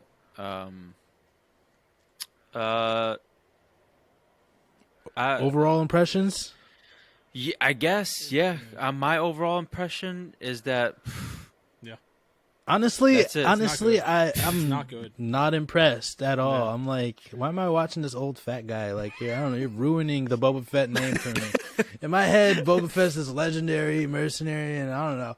And as I'm watching this, I'm like, I don't care about any of this. first Like, episode he was Goku in like the fucking water tank, with the oxygen, like dreaming and shit about how he survived the Sarlacc pit, and how he got taken by the Tusken Raiders, and going through all the shit that's got him to where he is. At the same time, they're moving back and forth between that and him taking over Hutt's Jabba the Hutt's territory, and it's I don't know. The first episode was not interesting at all, and then the second episode had a couple of interesting moments. Like I liked his interactions with the Tusken Raiders. I liked him learning their ways, them slowly trusting him, them teaching him, and then giving him the weapon that we saw in The Mandalorian where he was just kicking ass with. Like, I enjoyed that little part. But the rest of the episode was just like, meh. I agree with you 100%. That's probably the I only like- part. Like you said, I like the interaction with the Tusken Raiders or whatever they're called. Yeah. But I just really don't care for the character Boba Fett. Like if he was not in it, I would have been like, I'm cool with this Tusken Raider show. Like, And I feel like that comes from, and correct me if I'm wrong, I don't know, Boba Fett in the original trilogy, before any of this happens, before The Mandalorian or anything, Boba Fett there was so much mystery around him, and people loved that so much, and now that you're like revealing that They mystery, humanized him. it's like I feel like no matter what you do, people are not going to be happy. So I'm sure there's people out there right now that are watching it that are loving this. They're like, "Oh, he's so awesome," or whatever. Like, he went through all this shit. But then at the same time, it's like I'm trying to lead with respect and not fear. Blah blah blah. and like I don't know. I'm not invested in Boba Fett's character at all. Like I was super excited when I saw him in The Mandalorian for 5 minutes. One of the best action sequences in The Mandalorian when he was kicking ass. And he shot that rocket. It was like, with Robert Rodriguez. And then he directed the first episode. You have of this. Really? He's a producer on the show. That episode was rough. He's a producer on the entire series of the Book of Boba Fett. Ooh, okay. Dang. I can see that because they did the whole like the parkour when she was chasing them and shit, and they were fighting when the assassin, and I don't, dude. It's just. No. It's oh God! Just, I hope it gets better. Just, I hope it gets better. I think they're, I guess they're gonna build to like those Joba people. The Jabba people like are gonna try to. The twins. Yeah. I don't know how the fuck those people. Bruh, it's just so ironic, or what, I don't know what the word is, but it's funny to me that these fat ass motherfuckers are like, carry me, like, like, you're big as fuck, yo, fucking move yourself. They're a crime family. They're like, I'm starting to see like a lot of like we've talked about this before, like the racism in Star Wars. Yeah. Like Jabbas are Italians. They're straight up Italians. They're the Italian mob. 100%. They're just fat. They like to eat, and they control the underground. Yeah. Like they're the Italian mob. Tusken Raiders are Arabs. They're the Sand People. Like those tents are real in Saudi Arabia and like other places with deserts. Like those tents are real. I've seen them. The viceroys are Asian. And parts of Egypt. Like viceroys are Asians. Jar you have was the. Jar Jar was Jamaican. Well, what's his name? Ani. Oh yeah, he was Jewish. Yeah, he was a Jew, big nose and everything, and really bad. The racer dude. Yeah, with the little wings. Watto. Well, yeah, he owned Anakin. Ani. Yeah, Watto. There we go. Big little pumpkin. Dude, speaking of Ani, did you see Greg Miller's promo? Which one? He's been going insane. Of coming back. Dude, coming with the baby, coming back from paternity leave. Oh, I saw the episode. That was an episode of Kind of Funny Games Daily. Yeah. Oh, yeah. I know. I saw that one part with promo with Nick Scarpino. Yeah. Oh, hang on. No, that's and dude, else. I was fucking. Huh? It was with Nick or with Tim? No, Tim. Okay, I'm sorry. Yeah, that's the episode. Tim. Yeah. Dude, I was fucking dying when I saw that. He threw the baby. He's like, I am, and Tim was just like. It was so like, good. why is he back? And that was like the beginning of the was... episode. In that clip, so I watched the whole thing. That's where I get my video game news. And they're talking about it, and Tim's just like, wait, we have to stop the show because I want you to know that Greg Miller was straight on method acting this entire time. Like, he turned the camera on and was holding this fake baby before we even started the show. He kept on stopping. He had fake conversations. All this just so he could trick us. Dude. He's a fucking madman, but he's so goddamn funny. At one point in the episode, he starts talking about the baby again, and he just starts shouting. He's like looking off screen. He's like, "I'm back, and nobody's gonna stop me now, baby." Like man's unhinged. Dude, he really is, but in a good way. That was hilarious. That was way better than Boba Fett season episode 1 and 2. The return of Greg. It's funny because people are calling. He's like, people call me the Crow of video game podcasting because I come back from the dead. But oh my god, yeah, no, it was entertaining. That's how I feel about the Book of Boba Fett. I'm glad Greg Miller is back. Yes, definitely. I don't know what else to say about this. Like I don't honestly. I don't know where you see how you're feeling right now. This was me at the beginning of Mando season 2. This is exactly how I felt.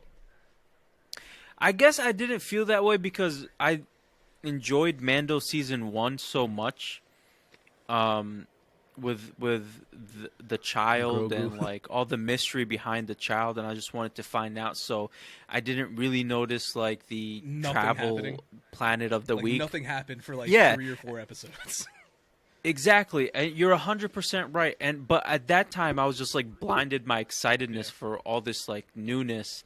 And then season 2, I was still had like a little bit of blinders on. But throughout the season, like came off, and then they hit a banger at the last episode, with the finale of season 2, where Luke came back and took the child, and whooped all those fucking droids' asses, which was fantastic. But it's just, I don't see where they're going with this story. It's just like, is Boba Fett trying to find himself again now? Where's this badass? Like, he has like no respect whatsoever. Like, he came back, he killed whoever was on the throne at the time, he took over the throne, but he has no respect. And did we even see that? Like, I don't remember seeing that in the first episode. I'm sorry, seeing what? I feel like this season's supposed to establish him as a badass, but I mean, Which it's he's still been early in the established season. for years already. Like, Yeah. we don't need this. No, because he came. So supposedly after Java died, Jabba. Yeah, that's what I said. Jabba. You said Java, like the Jabba. coffee. No, I said Jabba. It's the Java plugin. I might have just like, I got you. because my mouth is dry. You're sick. It's okay. You'll be. But yeah, It's the gout. after Jabba died, They say someone Jabba. else took over I kind of heard it temporarily. this time. The Jabberwockies We're gonna get after you on this all the time. Now, so get ready for the rest of this series Yeah. of this show. after Jabaya Jabaya died. After Jabaya died, someone else took over, and they say he killed him and took over because those two green things. He's like, you were like loyal to the Hutt. You were loyal to this. Oh, guy. those You were green loyal- pigs. Yeah, I Yeah. thought those were so stupid. But then it's like, do we see him kill them? Kill the guy and take the throne? Like, I thought that was going to I don't happen. even- I don't Or is that going to remember. happen later on? I think it I don't already remember it. I don't happened. care to look back and check. Oh, I think did they that just, happen I at think the they end just of said season it 2? happened. I don't. Yeah, I think think Danny's it, right. I like- think they were just like, hey, this happened. Like, all right. It's like, oh, we're Or did we're it the happen? new... I remember there was wasn't there like an end scene, like after credit scene to announce Book of Boba Fett when season 2 of Mandalorian ended? Is that when that happened, when he killed the guy and took the throne? Maybe, to be honest, honestly, that could be just him taking off the helmet. It's like, let's go get a pizza, and like, I don't know. It could have been anything. Yeah, So space whatever. pizza. I don't know. I hope that they call it space. Yeah, pizza. but he has no respect in the town. He's like, this is my territory. Like he had it. This guy took over. I killed it. I'm the daimyo, which is a Japanese term, by the way. For those of you who don't know, shout out to the daimyo of Wano Kingdom. Shingo Takagi. My man. Whoa! Calm down. The daimyo of Wano Kingdom is none other than the samurai who Sir, forgot I his have name. so much What? respect for Shingo Takagi. It's not even funny. All right, I respect the hell out that man. Shit, Danny, what's the samurai's name? Which one are you talking about? Tom Cruise. He's the last one. He's the last one. That's for sure. He's not wrong. He's not wrong. It's Tom Cruise. It's Tom Cruise. Are you talking about the one who united Japan, or was it tried to attempt to unite Japan? Right. No, not a real samurai. I don't know what you're talking about. The one from One I'm Piece. talking about the real people. Fuck you. That's why I said Wano Kingdom. Talking about One Piece. I don't fucking know. You're talking about, Hawkeye? No, that's not Hawkeye. No, he's not a samurai. Oh, he's just a He's one swordsman. of the Avengers. Yeah, let me look this up real quick. I don't know. Actually, What don't about worry that? What about that Geico lizard that jumped into fucking? Oh, Boba? right. Yeah, I was just like, oh shit! This is- the Geico lizard, yeah. he's like, I got a gift for you. It's just like, oh, thank you. Oh, He's like, I think I no, swallowed no, it. no! They like blew dust on him first, and then it like fucking Yeah, just. yeah. This is the best Coke we've had. I just want to point out I think that was spice, no? I don't know, probably. But the second time they showed it, when he was coming out of his nose, that one got me even more because I was in the middle of cooking while I was watching this, and so I'm cooking food, and then I look over, and then you see, because obviously that's CGI getting out of his face, so the actor has to make this weird face like if the thing's coming out, and I was dying. I went rewinded and watched it again. because he's just standing there. He's like, "Oh yeah, I got the thing," and this, and then all of a sudden he's like, he's just making this unusual face, and I'm thinking, it's like he's in a room where he has to pretend a lizard's coming out of his nose right now. I wonder how many takes they did. It's just like, no, take number 47. It's the best because he's just like, Kazuki Odin. That's his name. Huh? We need a little more. Not. The daimyo of Wano Kingdom is Kazuki Odin. Awesome. From One Piece. Yeah. But yeah, that lizard fun thing facts. was hilarious. The Gecko Gecko, that's hilarious. I like that show. But yeah, so far I'm not impressed with the Book of Boba Fett. I was excited when they announced it. I am no longer excited about it. I'm disappointed. When you said that you were watching it we'll today, see where I was this so goes. disappointed. I saw it came out. I was like, because I was like, what are we going to discuss about episode 1? It was garbage. Like, okay, discussion No, I over. get it. I At least this 100% one get with it, the but Tusken Raiders. when you were in the group chat and you're just like, "Hey, season 2 came out," I was like, "All right." And the day's like, "Are we watching?" I was like, "Oh fuck, don't say this." I was like, "Yeah, watch it right now." I was like, "Fuck, I guess I am too." I was just asking because I was working and shit. So I was just like, because I gotta know. Yeah. No, I want to be. I mean, we made the right call in watching it, but I really didn't want to. I was just like, "This show sucks, man." We'll I visit really it again wasn't in 2 looking weeks. forward to it. Yeah. It's not high up on my shows to watch list. It's No, This is definitely. legit. it's definitely Well, we'll visit definitely this- on the hopefully it gets better radar, Yeah. but like Well, next week we have the season finale of Dexter, which is going to be huge. I think after that, How I Met Your Father starts. oh man, awesome. On the 18th, that's I think January 18th. So I love talking we about can- shows, yeah. Show segments.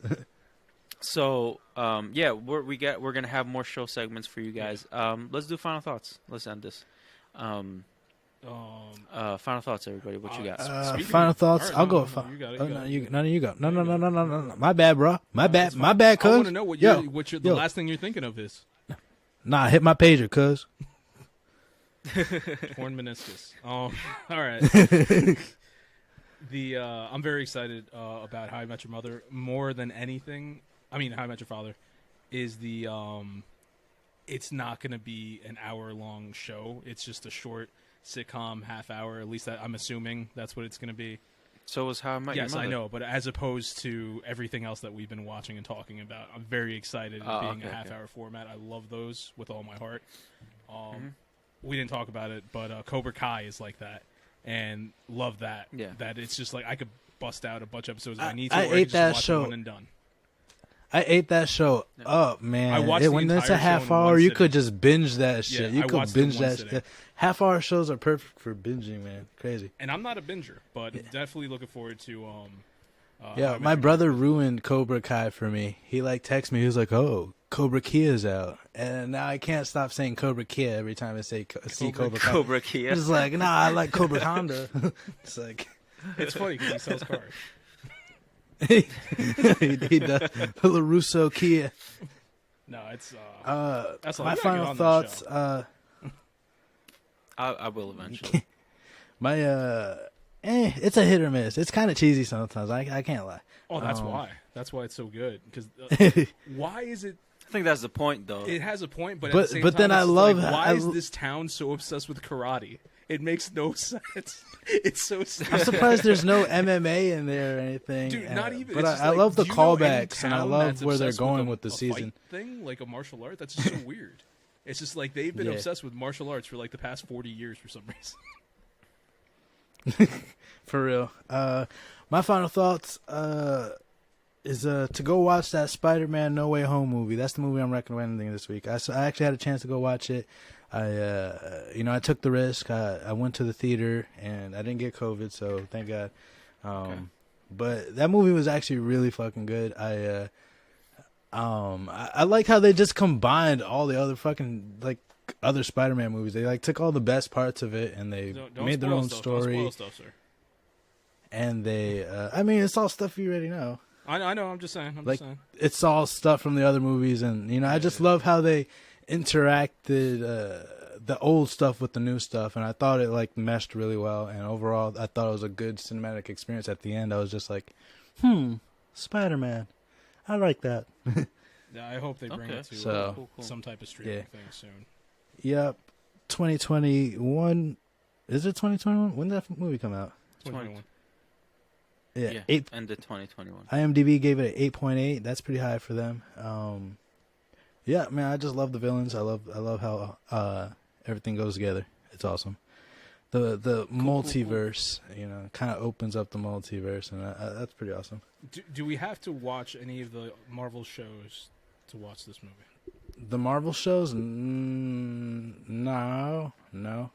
I don't think Hawkeye had to do. I didn't watch Hawkeye, but I don't saw think it. has anything I to liked do with it, but you didn't need it. Okay. The only thing The that what you if? may need is one of the. I don't know. It's like one of the end credit scenes. It's one of the characters from the Marvel shows. Which I don't know. Should I just say it? No, don't The spoil Wanda? it. But can you say which show it is? The WandaVision. Okay, cool. I saw that. That's the only one I watched. Yeah. Okay. Yeah, I tried watching Loki. It's nothing. It's nothing crazy. It's just one of the characters from theirs in like one of the final cutscenes. Okay. Other than that, you don't really need. How many final cutscenes were there? There's two. Like after credit scenes. Okay. There's like one that kind of like comes immediately after the movie, like Yeah. And then one towards like the end of the credits, like after everything, all the names, all the you know Yeah. productions and all the bullshit's been said, and then there's another final little cutscene that